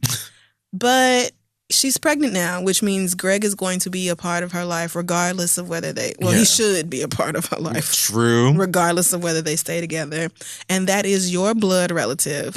So I would not show up to the baby shower and reveal this information, but I would tell her at some point, yes, and that you were fucking him for a good long time. I mean, 8 months. It sounded like she fucked your ex-girlfriend once, but maybe not. Maybe they were keeping it up for a while too. Yeah, maybe. I would tell her and just be like, "Well, listen, bitch, you was fucking Dion, so you that's really what I'm can't saying. Get mad." Right. That's literally what I'm saying. I would do that exact same thing too, because you don't want that to be something that comes out at a later date, or she got the baby, or they've been together for however many years, and then you say, like, it's just. Yeah. I would do it, especially because you do have that point. Like, well, you fucked my ex. Right. You were wrong, but not really, kind of. I mean, you were. But not any more or less wrong than she was. All you know four what I'm saying? Y'all are wrong. So it's just kind of like, hey, girl, tit for tat. Yeah. I'm growing. And at least they weren't together when you did it. They were on a break. Well, okay. So, right. At least there is that. But I would definitely say this to my cousin before she had the baby. This is not the sort of thing you want somebody to just let slip at Christmas 7 years from now. Is it better to do it while she's pregnant? I would tell her sooner rather than... I would tell her before the baby shower. I would. I would not want that sitting on my conscience for too long. Right. You don't want to stress out pregnant women, but... Right. But there's no good time for this. Yeah, that's what I'm saying. If she's having a high-risk pregnancy, then wait till she has the baby. But if she's having... God, there's no good time. I'm sorry. There's no good time. Just tell her, like, girl, I was mad because you was fucking with my ex-girlfriend and you knew you was. And so I went on ahead and fucked Greg while y'all was on that break. And I actually do have a friend who slept with my ex-girlfriend and didn't ever tell me. My ex-girlfriend had to be the one to tell. And I never fucked her. Maybe I will. I'll write that down. I'm gonna fuck her man one day. I'm gonna get my revenge. I understand the urge, but she's gonna be mad. But at some point, she's gotta sit her down and be like, you know what, cool. I deserve that. Yeah, she has to accept that she was wrong too. Yeah, and I feel like y'all should be able to have a conversation about it, hug it out, because y'all are cousins. And then maybe she's gonna go back to Greg and be like, "Really, nigga, my fucking cousin, really? And you just ain't never told me this whole time." You had to do that with Dion. I mean, but Dion, it sounds like Dion not even in the story now, because Dion didn't get nobody pregnant.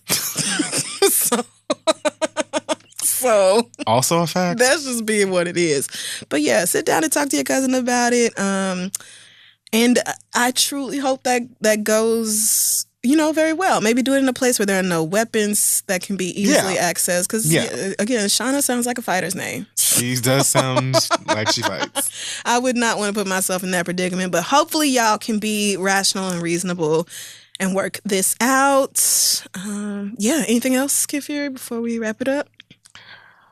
Good luck to everyone involved. God bless y'all. Truly, from the bottom. Just too much. All right. Send your questions to asktheread@gmail.com and we will be back. So this episode is also being sponsored by Care Of. Even when you try to maintain a healthy diet, it can be hard to get all the nutrients that your body needs for long-term health. Care Of is a monthly subscription vitamin service made from effective, quality ingredients that are personally tailored to your exact needs. Their fun online quiz, which asks you about your diet, health goals, and lifestyle choices. But that's still your business, so don't worry. It's true. Makes it really easy to figure out what vitamins and supplements you specifically need in just a few minutes. No worrying about replacing multiple bottles when you run out, because your subscription box includes a 30-day supply of individually wrapped packets for easy grab and go for the girls on the go and the guys on the go.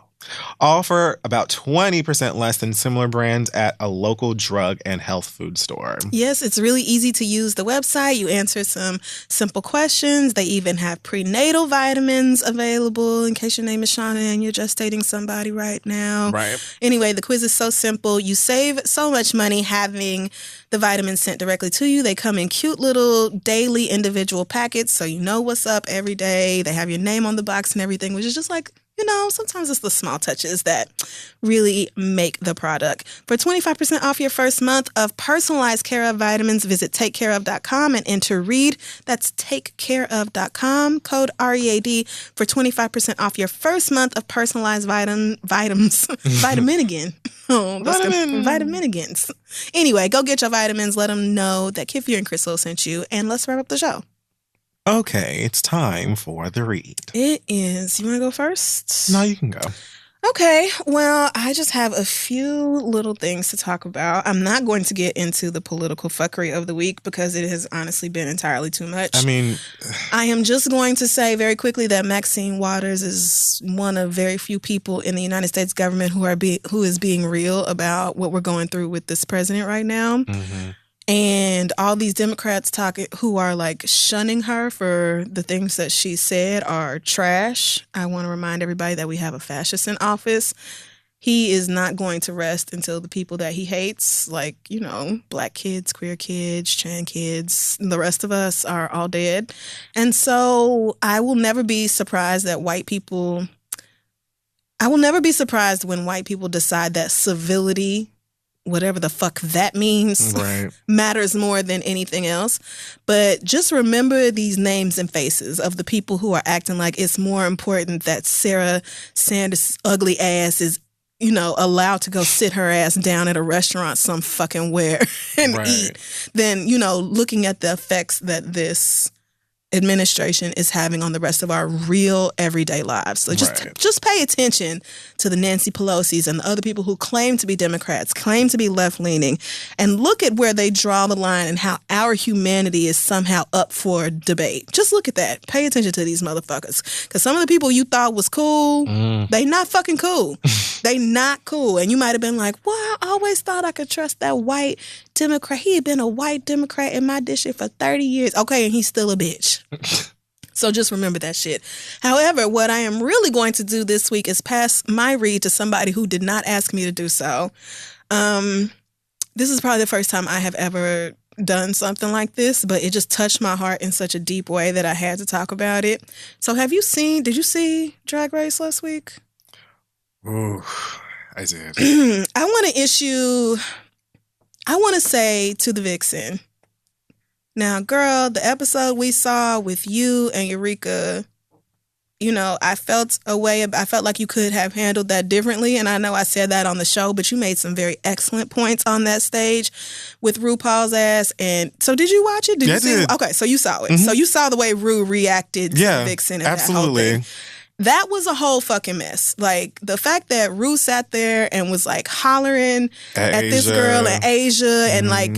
And when Asia was like, it is Pride Month, and we are sitting here filming right now, and y'all are acting like one of our own girls, our sisters, is disposable because she's not reacting the way that you would want her to react. And RuPaul was like, I come from the same place, and I'm this. Okay, well, but you are RuPaul, and no matter what. And the nigga was like, what am I supposed to do? Like, get up and go after her? And I sat there thinking, like, what would be the harm in that? What would be the harm in that? You're a black queen. What would be the harm in supporting another black queen? You don't have no problem when these queens come in here, some of them not much younger than you, honestly, come in here calling you mother. Oh, yes, Mother RuPaul, thank you, this, that, and that, or whatever. Like, no problem. Because you're getting your check, and it's on VH1 now, and the girls are living, and DragCon is on each coast, and all of this other stuff. What would have been the... Because I remember saying on this show when we talked about Vixen before that, Vixen gives me one of these people who has literally been out here, like, fighting to defend themselves the whole, like, physically, spiritually, emotionally, not just for the Vixen, but for people who look like the Vixen as well. And so it's just like this much room for fuckery in front of the Vixen where you're going to get a reaction that you don't want. And it's not always, I don't always agree with the way that she handles things or, like, some of the things that she said, but, like, I see where a lot of this comes from, and I can recognize it as, like, that bitch really just needs someone to sit down and just be like, girl, I get it. Like, what you want to do? Yes, how and you I feeling? love Asia for being the only one to be real enough to say that. Like, I don't always agree with the way she reacts, but you are ignoring what she's saying because you don't like the way she's reacting. And Vixen made a great point when she said, everybody's telling me how to react, but nobody is telling Eureka how to act. Eureka does not know how to fucking act. And Ru was like going in on the Vixen and being like, but you're not off the hook either, Miss Ma'am. After Vixen clocks that. Right. So I'm just like, this is bullshit. This is bullshit. And I already said in Oakland, I don't know if RuPaul like black people. You did say that. And you got an applause. And guess what? And I was confirmed when I watched this episode of the reunion. I was just like, very disappointing. Every part of this is fucked up. But I'm going to pass my read to Miss Tyra Sanchez, who posted this incredible note on Facebook. I'm going to read the entire thing. It's a bit lengthy. It's fine. But it's excellent. Dear RuPaul, I tried to ignore your comments last night, hoping they would just go away. But here we are the next day, and guess what? Your comments are still on my mind.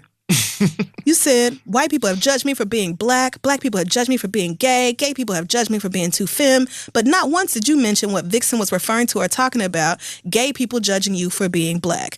Everyone isn't you, Ru. We can't all just ignore issues and expect them to go away. Imagine if Martin ignored his dreams. Your black ass wouldn't be in the position you're in now. Imagine if Marsha P. Johnson ignored the police and never started that riot. Our gay asses would never have pride or the equality that we so desperately fight for. So to tell someone to ignore something that will greatly damage their rep is just stupid. I'll tell you what, you told me to ignore something once and I did. How stupid of me. You called me for the first time, the only time, and the last time I spoke directly to you. It was Father's Day 2012, and I remember this day so clearly because I thought to myself, this guy really doesn't care at all. He didn't even say Happy Father's Day. I was at a bookstore in San Francisco with my son when you called. We had just left the movie, seeing Men in Black 3, and decided to grab some books. My phone rang. It was a blocked number. I never answer private numbers, but for some reason, I didn't ignore this one, and so I answered. The voice on the phone said, "Hey, kiddo." I was shocked that it was you, as I had just reached out to you numerous times in the weeks before about everything that I was having trouble dealing with and trying to ignore the racism in your fan base, which, let's get back to that. Hello. My suicide attempt and the fame. You never responded to my emails, but instead had your assistant Joelle call me. She called 2 weeks prior to your call. Of course, she's Caucasian. And at the age of 24, I didn't feel comfortable talking to a white woman about my black man problems. So I lied to her and told her I was having trouble writing a book, which I'm sure she knew was a lie because she called worried, almost panicked, like a mother running to the rescue of her child because of my emails. At least she cared. You and I talked on the phone for what was less than 10 minutes. I was telling you about the awful experience I had the night before with the treatment from JC Events, treatment that I was all too familiar with as it happens over and over again. Shady promoters like PJ from Akron, Ohio, spreading lies and rumors about you to other clubs and promoters, damaging your rep, causing you to lose out on bookings, but still owing you money because they ran out of their event early without paying their entertainers. Shit like that. And all you said to me was, "Hey, you know, kiddo, you gotta ignore it. I mean, what can you do? Is it gonna change anything?" I told you I had given JC Events a little piece of my mind in regards to him selling my copyrighted work to my fans in order for them to meet me. He profited off me, charged them for my posters that he printed without my permission, and required them to buy the poster in order to meet me. You laughed and asked, "Did it change anything?" I replied, "No," and you laughed even harder, then told me again to ignore it. Don't get me wrong, Rue, I can ignore tons of things. Been doing it for years. Just like I ignored JC Events until every fan was out of the room, and just like I ignored the rumors spread by PJ in Akron, who, by the way, still owes me money. Rue, because you said so, I ignored it. And how has ignoring it helped me in any way? Please tell me. To this day, I am still having to defend my reputation with promoters because of these two individuals. They are white. Whatever they speak is truth, and whatever I speak is all wrong. PJ booked me 3 times during my reign. The 3rd time he left the event early without paying me and then started spreading rumors about me, telling other promoters I'm unprofessional, causing me to lose out on bookings. His lies and rumors spread like fire, which to this day I still don't understand how you book an unprofessional queen 3 times in 1 year. Every drag racer he booked he'd tell them these same lies. And of course, these racers, not knowing it's untrue, would tell this to the next club and so on until the whole world believed the lies. Lies created because he didn't have the dough to cough up. But again, like you said, I ignored it. Never spoke of it until now. Allowed the world to believe I was some unprofessional queen. I ignored it and did everything I could to prove to the bookings I did get that I was everything that PJ and JC Events said I was not. I showed up and showed out, but this did not change the rumors that continued to spread. Am I still supposed to ignore these things when it's interfering with my livelihood? I suppose you'd recommend I ignored Morgan McMichaels as well for calling to get my booking canceled and then posting a video with false lies. I suppose I should just let the world believe all of her lies. Last night you said, "Look at me. I come from the same cloth." Well, Rue, you know better than anybody what we as queens of color have to deal with, but you choose to ignore it. Don't get me wrong, some things you do have to ignore and keep pushing past, but some things need to be addressed head on, like your racist fan base. I used to be your biggest fan, and now I'm ashamed to even be associated with your show. Your fan base is racist, but you ignore it. Your production team is racially biased, but you ignore it. When are you going to stand up and correct the craziness that your show has caused? You constantly preach about everybody say love and can I get an amen, and would want the world to believe that we're all family. You yourself. How the hell? You go every time, every episode. Literally. I forgot where was I? Oh, you would want the world to believe we're all family, but you profit off the backs of queens who you can't give 2 shits about. Queens who, quite frankly, make your show what it is. No one is watching your show for you anymore. We watch it for the queens. What's so funny to me is that you're the host of a drag competition that you yourself could never win on your own without somebody else putting you together. Oh. You use us for your show, and then what do? You ignore us. Never check on our well-being, never check on our state of mind. Only call us when you need us like DragCon. You don't even pay us to be there. We pay you. People come there to see the queens. People are there because of the queens. But do the queens profit off ticket sales? Where's our percentage for all the promotion we do for your event? Never did I expect me winning your show would make us best friends, but I did expect you to care. You've proven time and time again that you don't. Your silence is so loud. You can't take the time to oppose the racism within your fan base or check on your queens every now and then, but then every week a new email asking us to post this or post that. You do know companies pay influencers like us for advertising? We are not your puppets. True. I can't stand by you anymore. I can't root for you as an outstanding host when the host is ignoring all the problems created by the very show he is hosting. It's your show, your name, your drag race.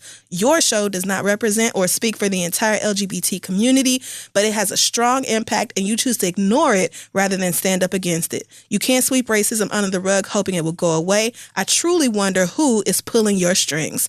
Everyday queens of color that have appeared on your show receive racial slurs, hate, and death threats. We are thought of as less than or not at all. We are expected to be paid less and treated as less than our competitors. Your production team paints us as villains. Your fans have a double standard. The proof is in our numbers. Child, when I tell you she went in, the most talented, yes, yet least followed queens across all social media. What? Where am I? Yes, yeah. Sorry, I have like 10 screenshots here. So, the most talented yet least followed queens across all social media, and you sit around doing nothing, ignoring it. I guess this is gay America. Get your money, black man. Emmys/Television Academy, who she tagged in this.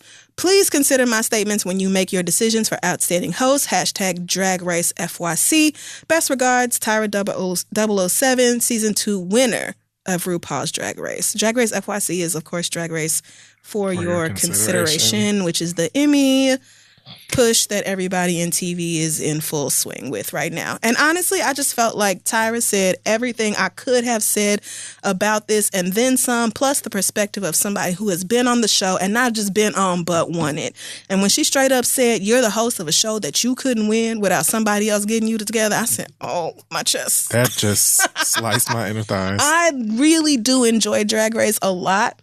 But as somebody who has watched the show for a while, but just now really is like standing in like every episode, just like so deep into it, the racial stuff has been very obvious to me from day one. Like from episode I watched 1. Every season, and it was always like, there was always like, I remember like very, very early on starting to feel like something was just iffy as far as the black queens were concerned and stuff like that. But then I was like, no, because BB won season 1 and Tyra won and RuPaul is black. Like, no, as things went along, you're like, I'm just maybe. like, this isn't really making any sense. It's wait, not. hey, that doesn't make any fucking sense. Even this season, it don't make no sense that we started out with all these black and brown queens and now we are down to 1. Like, is it confirmed that this is the most black queens that have started in RuPaul? I'm just assuming that, but I feel like it is. Because I don't remember seeing so many black queens. So many. And you like you sat there and used that double save on Eureka and not Dusty Ray Bottoms. Eureka and Cameron. Wasn't that the... It was Eureka versus Cameron? Eureka and Cameron.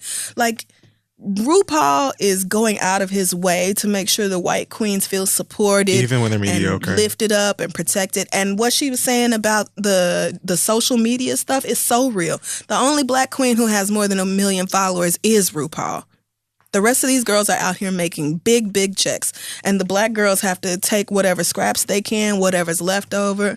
I'll get together and do their own show. I know Vixen had a show called Black Girl Magic in Chicago this week. I really considered like getting a ticket overnight and just going and coming right back. If I didn't already have shit to do, right. I would have gone. Because the lineup, I was just like, wait a minute. This is really all the girls I want to see. I want to see every one of these people. So I'm just really glad that somebody who has personal experience with the show and personal experience with RuPaul said all the things that I was thinking.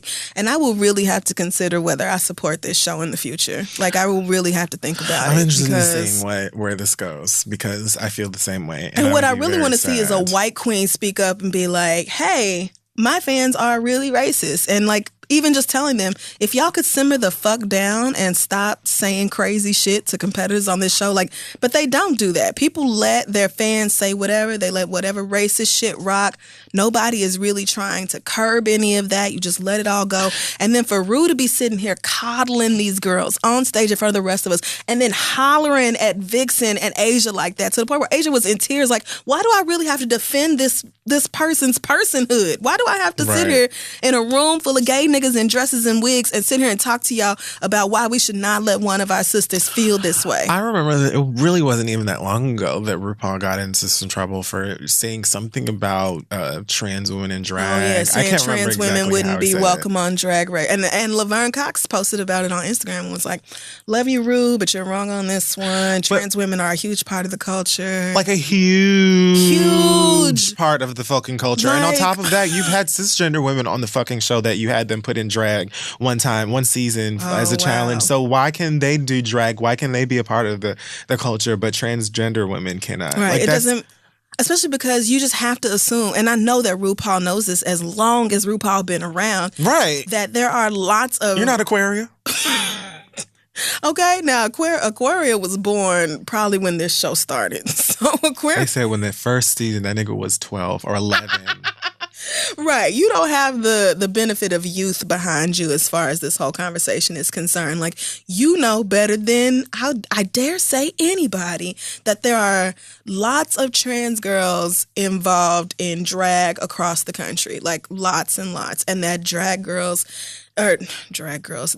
queens and trans women are very often in community with one another. Like, that's something that anybody in the LGBT, like, I have only ever fucked with other women, and even I know that. So I just don't understand how you acting like trans women are just, like, they're exactly like cis women, and there is no difference, and we don't allow women on the show. So it's just like, okay, you can act like that's the case, but we all know that it's not. So why be that way about it? That's what I don't understand about RuPaul. Like, you are established. It's RuPaul's Drag Race, girl. It got moved from Logo to VH1. You poppin'. DragCon every year. People do everything they can to go. Like, you're making lots and lots of money. You have solidified your spot. So what is so bad about having empathy for a young Black girl who is frustrated by the fact that she was provoked by somebody else? And no, she didn't have to take the bait, but she did. And then acting like she is just so wrong and cannot be saved and helpless. And at a certain point, you just stop dealing with people. Like, not saying Ru didn't have some decent points, but not in the context of this conversation. Like, I just don't understand how you could sit there and act like Vixen was just so wrong and so crazy, and I just can't be bothered with that. I just don't see how you can do that, knowing that you had to face so many challenges and hardships when you were that girl in the 90s. Well, the Vixen instigated this fight between Aquaria and Cracker at one point. It was like, well, why did you do that? Did you need to say something? You could have just not said anything. And it's like, are you really telling me, like, the Vixen has to be put on blast for, like, calling somebody out or saying something that, or even starting drama? People do that on this show all of the time. It's a reality show. If nobody started drama, y'all would be mad, first of all. And secondly, how are you more mad at Vixen for, like, saying it when Aquaria is the one, like, Vixen brought it up, but she's not the one who said that shit about, who was it? Cracker. Yeah, she's not even the one who said that shit about Cracker. So, like... She was like, no, if you're going to say it, say it, then say it, right. And Aquaria was trying to be a bitch about it, like, oh, I wouldn't say that to your face. Well, then I don't know why you said it on camera. I don't know why you did that. What you mean you wouldn't say it to her face, bitch? Right. You know this is taped, right? We all finna be on TV. So, yeah, you can feel like Vixen is a little young, a little immature, should handle things better. You can feel that way. Sure. But to just be like, she's trash, can't nobody be bothered, da-da-da. I just don't understand how you can act like that, RuPaul. It's just really fucking Like gross. I said, I saw a lot of things that Vixen did that I was just like, girl, this could have been less of a thing if this had happened or if you had done this. But she was not like somebody that was just walking around pestering everyone and just intentionally trying to get under people's skin and stuff like that. Like, the Vixen to me didn't do anything on this show that a lot of other drag queens have done on this show in earlier seasons and stuff like that. So I was like, okay, I get not being like a fan. But the Vixen is dealing with, like, real racists from your real racism from your real racist fans that have been racist to Black queens for seasons, and I have not heard RuPaul say anything about it. And past that, like, when you're talking about this girl's, like, how can I, someone who's never met Vixen before, who's just watching whatever you edit and throw up on VH1, see, like, the pain and hurt behind a lot of this stuff and the frustration behind a lot of this stuff, right? And you, who has to know her better than I do, are sitting there and just like, well, I come from the same place that she does, and I don't have to, you don't always have to do this, do da da da da da. You may be right, but, like, again, like Asia said, what would have been the harm in being like, now, girl, what's going on? What would feeling? Have been so Come bad sit about down that? and let's Would have figure been this so out. hard. And I would love to know why you had all these words for Vixen and Asia and never once pressed Eureka or even brought up that video of her saying nigga. And apparently that's not even the only one. And I know you've seen it, so don't try to front like you didn't. And don't act like y'all taped this so long ago that you couldn't have brought it up. Because Asia said y'all was taping during Pride Month, and that's right now. So... Don't give me none of that bullshit. Why you didn't address that with Eureka? Why that video's all over the place? How come that didn't come up at all during this reunion? How come Eureka was never held to task for that? How come nobody ever That's said the one reason I will never, Child. ever see or support Eureka. I can't do it. And at first I was like, okay, big girl. I'm Loved liking her. the looks. Da-da-da-da, Made a but comeback I don't. after getting hurt in the previous season. I was ready no. for the bitch to come back and slay and to root for her and stuff like that. As great as a drag queen as that motherfucker is, and all you've been through, and you came and got to the Final Four, you'll never get a dollar, nickel, cent from not me out of me. simply because of that. You and sure you're won't. right. That shit. Why was that not something like? How was that not brought up? How? Because RuPaul don't like black people. I'm just telling you. So all this Nina evidence would have been supporting my on point. Love and Hip Hop and been like, "So Young Berg, we've got a video. It's been going on." Nah, I will say that Nina for would've Mona. Mona will exploit any of y'all for some ratings. Right. Any of y'all. She's not playing favorites. And she would have told Nina, so we're running the clip. Here are your note cards. And when we're talking about it. We're going there. Period. People want to know. RuPaul had to have made the decision to not bring this up on camera for Eureka. And why? Why are you bending over backwards to protect I'm a sure racist that white RuPaul queen? is not the only one in production. I don't but at the want to same hear time, it. If RuPaul, I'm saying, like, I'm sure that RuPaul may not have been the one who's like, we're never going to talk about this, but RuPaul also has to have the power to be like, girl, what? We're talking about it. It's RuPaul's Drag Race. You know what I'm saying? So, like, I'm not saying that RuPaul is the one who was just like, no, let's not take. Let's just make sure that we protect Eureka. But I wouldn't be surprised, much like Lee Daniels saying that Monique didn't want to play the game or whatever. Like, I doubt that Lee Daniels alone was just like, oh, I don't like Monique because she said this and that to me. And I'm sure there were maybe some white people who were like, oh, so that bitch doesn't want to go do press? Oh, so she thinks she's lit because the movie was good? All right. Whatever, she's done. And Lee Daniels was like, okay, I guess she done anything. Right. Like, so, I mean, I wouldn't be surprised if it's either one of those things, but you make an excellent It could point. be both. I just don't understand how you had all this static for the black girls and you coddle the white ones. How? Why is that? I'm confused. I am too. So anyway, I'm done. All right. Well, for me, all I really want to say before we get out of here is, first of all, obviously, fuck Allison, Etel, whatever her name is. Oh, that bitch. This anglerfish-looking asshole decided that she wanted in San Francisco somewhere to call the police on an 8-year-old girl, an 8-year-old black girl who was selling water outside of her own motherfucking residence. If she had been a little Caucasian Maddie or Holly, Melissa, Amber, then she was out there selling, lemonade or water or reselling bottles of Powerade that her mama bought. Right. It would have been no issue. Oh my goodness, look at you. I sure will take a bottle of Powerade. It's so hot today. I wish my Timmy had the work ethic that you do. But you saw this little black girl out here and you dead ass calling the police talking about she doesn't have a permit. The police. The police. Like, at what point is it then that the police force in America is going to start going off on white people for wasting their motherfucking time? Never, because they're not wasting their time. They're doing exactly what they want white people to do. Like, what the what? I just feel like anybody with like half of a brain and a cop's uniform showing up to a situation like that where this grown ass white bitch is talking about this child here doesn't have a permit and they're selling water on a very warm day outside. I would be looking at this woman like, have you fucking lost it? Are you really bonkers? You should be disgusted with yourself and the nerve to be trying to be the CEO of somebody's fucking cannabis company. That's the amount of what niggas that got are me. still underneath the bars Say it. for weed sales out in this motherfucker. And now y'all have swooped in now that some more of your white friends and ancestors and cousins and uncles have been like, yeah, weed's cool. I get high all of the time with my mistresses. Like, now y'all want to come for that industry too. But then you want to, not even like on another grown person's cell selling weed to somebody. Not even on your competition, which would have still been wrong and stank because you already know what calling the cops on black people means. It means we either getting our ass whipped, we going to jail, or we're going to get killed right where we stand. You know that. That's why y'all live for calling the cops on us, because you know that automatically means you're going down. They don't have to ask me nothing. All I got to do is shed half a tear. But you're calling the cops on a child, 8 years old, for selling water. And then tried to hide. Oh, don't hide, bitch.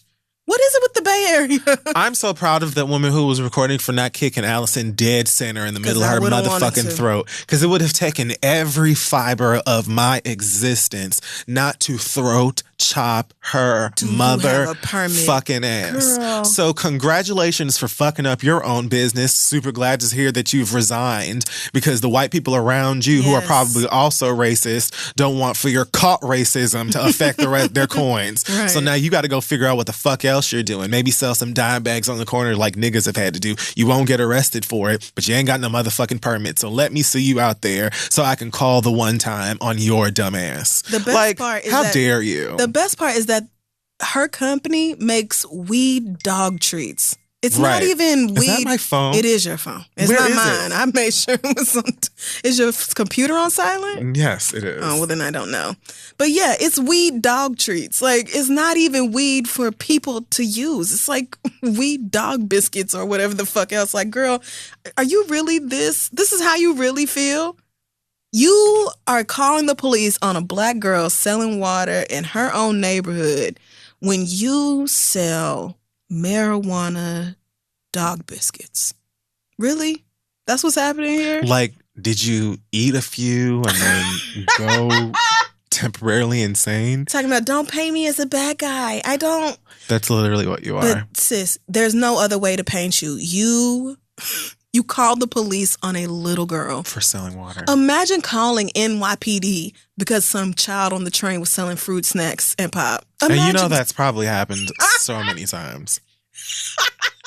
Now, NYPD is garbage, but I have to imagine they would just cackle and hang up. Like, bitch, we have real problems. Like, what the fuck is wrong with you, lady? Can y'all be the first one to talk about Negroes being lazy or wanting handouts or not teaching, their kids the power of $1 and all of that stuff? And here's this little girl out here doing what actually many kids of all races and cultures and backgrounds have done at one point. I know at one point I was out in front of my mama and daddy house trying to sell some of my old toys with a little piece of cardboard on it that said toys 25 cents or whatever. I didn't even have a table or nothing set up. I just had my toys out on the sidewalk, sitting in the grass, and made nothing. Yeah. But I had a business. Me either, because we had 3 houses on our street, so we didn't get any foot traffic. So I sold, and I was selling household products like wood glue and tacks. Right. Because that was all I could find. Just whatever was in the house. But I'm just saying, who calls the police on kids? It's already been made super clear that this country doesn't give a fuck about young people. And you care more about dogs' health than the health of a child. Not surprising. You don't give one fuck about the mental well-being of a little black girl, but you make dog treats with weed in them. Just know that I'm super glad to see that you are failing as a human being, because you are a failure. I hope you lose all your things. I am steady rooting for your downfall. I want a loud thud on the rockiest of bottom. All the bad things to happen to you. Also, I would like to remind New York City cab drivers that I'm not fucking with y'all in this racism either. Dustin and I left a party Saturday night. It was the middle of the night. We're in Midtown or Chelsea, I believe. Uh-oh. So, I said to him, and we looked right at each other like, it's going to be a while before we get a cab out here. You're not getting one. When I tell you it had to be no less, we were out there for like 20 minutes. Of course you were. There was like no less than like 15, 20 cabs with the light on, with nobody in the car driving right past us. And I just got, like, that to me is so... There are so many like little things like that exist in a black person's everyday life that remind you that you're a nigga. So it's just like... Again, we're frustrated about things like this fucking grimace-looking white bitch who called the cops on a baby. It's like, think about the things that black people, like, every single time that I want to catch a cab in white people's neighborhood, especially when the sun has gone down, I'm going to be reminded that I'm black as fuck and people don't give a fuck about me or respect me. That was fine until... Dustin got a cab, right? Like across the street. We hop in the cab together. And the nigga didn't even go half of the block before he pulls over and he's like, "Oh, I can't take you guys. I just finished my last ride. I have to go home." So we're in the car and now you can't. Okay. So I said, "All right, why what? Excuse me?" And he was like, I have to go home. I'm going home. I can't take you. Sorry. I said, "Why would you let us into the car if you were done working for tonight? Shit. Why would you let us inside of the vehicle to begin with?" Oh, he didn't have an answer for that. No. So I asked him again, louder, and he still didn't have an answer, which just boiled my blood. And I said, "I'm sick and tired of y'all pieces of shit treating black people like we're, monsters, or we're going to rob y'all, or we're whatever. I got money just like the rest of these white motherfuckers walking around here. I have money to take my motherfucking ass home. Mm-hmm. And it is actually your responsibility in this." Yeah, I feel like you have to do it. Like you have to. Once I'm in the cab, you have to take me. So then I started to bang on things, and Dustin made me get out of the car. Oh no, I know you was ready to fight. So, we get out of the car, and then he didn't immediately drive away, and I saw this white girl approach the car, right? No. His window is down, and she's speaking to him. We had crossed the street, but I just happened to look back and see this. So I crossed the street and went right back, and I stood right behind her, and I was like, "I dare you to let her get in this car." Oh my God. I said, "I dare you to let this chick in the car." And the girl turns around and she's like, "What? Are you talking to me or whatever?" And I just said, "I dare you to let this bitch in this car." And the girl was just like, "I just want to go home. I don't want to be a part of this. I don't want any trouble." And she walked away, and I was like, "Right. Thank you. If I can't go home in your car, nigga, nobody in the motherfucker's going home in your car. Not on this block anyway. You better drive until I'm out of sight." And he hit it. Don't play with me. Don't play with me. Right in my face. Your light was on and you pulled over and let us in, and now you can't drive no more. Just say you didn't want to go to Harlem. It's illegal for you to say that, but you did not want to go to Harlem. That's all that is. However, we have our American dollars spent just like everybody else's, and now y'all see. And then at the same time, in the same breath, y'all be crying about Uber and Lyft and Juno and Get taking all your fucking business. Hello, at least they show up. At least they go wherever the fuck you put the address in. Y'all, how are you really still arguing with us about this? You should be taking all the paying customers you can fucking get. Yes. So fuck that nigga and all of that bullshit. I'm so tired of y'all playing that motherfucking game. It's ridiculous. And especially since most of y'all also have brown skin, but whatever. And then I had to take that energy. I was ready to fight. I almost got into a fight in the club after my party. See, that ruined your almost night. When, got it popping with the security guard. But that was like 95% my fault. Maybe 97%. But see, it's just that you was mad anyway, so you was ready to fight. I was already on it. Right. And listen, I don't like it when people with, badges or any, little sliver of authority feel like they can speak to you however kind of way.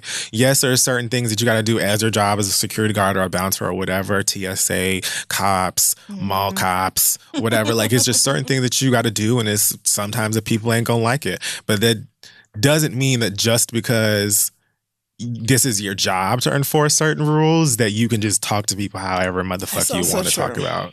That's also true. Because just like you can tell me that I got to do this and that and the third, I can also tell you to go suck your mother. So it's like that's Jamaican for fight me, bitch. Last but not least, I just wanted to say to one Madonna who decided to post a photo on her Instagram of the Carters. And replaced a bunch of artwork in the Louvre with, I guess these are her album covers and things like that. And the caption says, "Learning from the master, LOL, art equals freedom." She then changed the caption to just learning. Took out the master part, bitch. Master? Freedom? White women. All I'm going to say to Madonna is, girl, never was about you. Can't think of the last time that you did anything remotely exciting. Album, tour, or otherwise. Fragrance. Furthermore, you should be talking to whoever you need to talk to figure out how to fix this breakstone cottage cheese face. This dollop of daisy that you call Madonna. This is just what happens when white people turn 70. Madonna looks like when you use too much whiteout. And then it gets lumpy and the bubbles because it doesn't dry flat It's on not the flat. paper no more. It's textured. Yeah. Mm-hmm. Yeah, no, I've wasted lots of bottles of Whiteout. Funny, one of your stands, how I'm surprised that, people in their 50s and 60s are so great at Photoshop. This is rude. Most of the ones I know anyway. Right. I'm just saying, no ageism. But, Madonna, you can go fuck yourself. You'll never. And that's that. I'm done.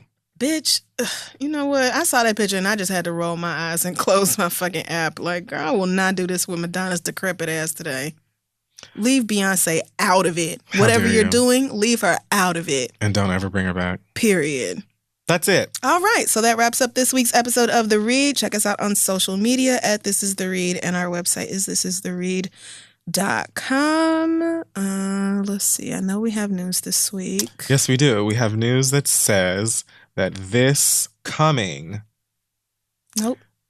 Next... Yep. Next coming weekend. Essence Fest. So we're going to have a booth at Essence Fest's Marketplace in the Convention Center from Friday, July 6th to the 8th.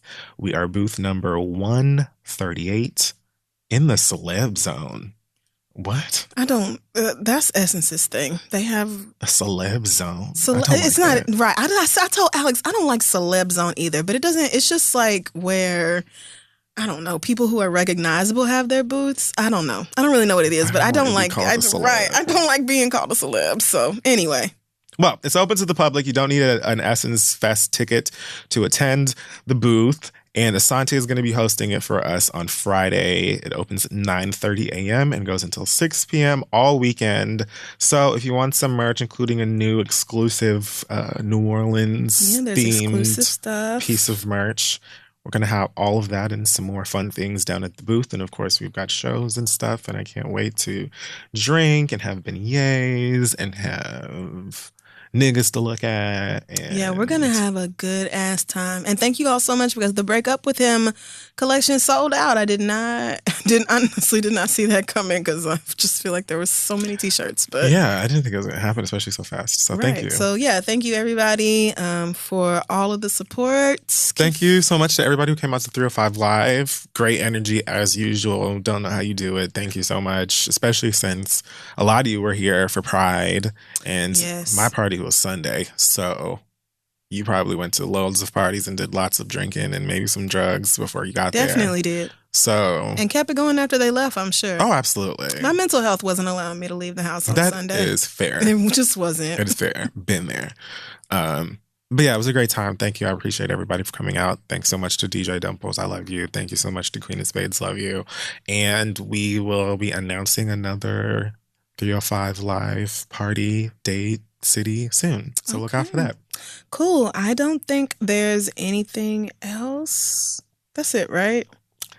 It feels like that is it for me. Okay. And you. Well, if we got it wrong, check our Twitter or Facebook or Instagram, and we will be posting something there. So make sure you follow to stay up to date on everything, and we will see y'all next week.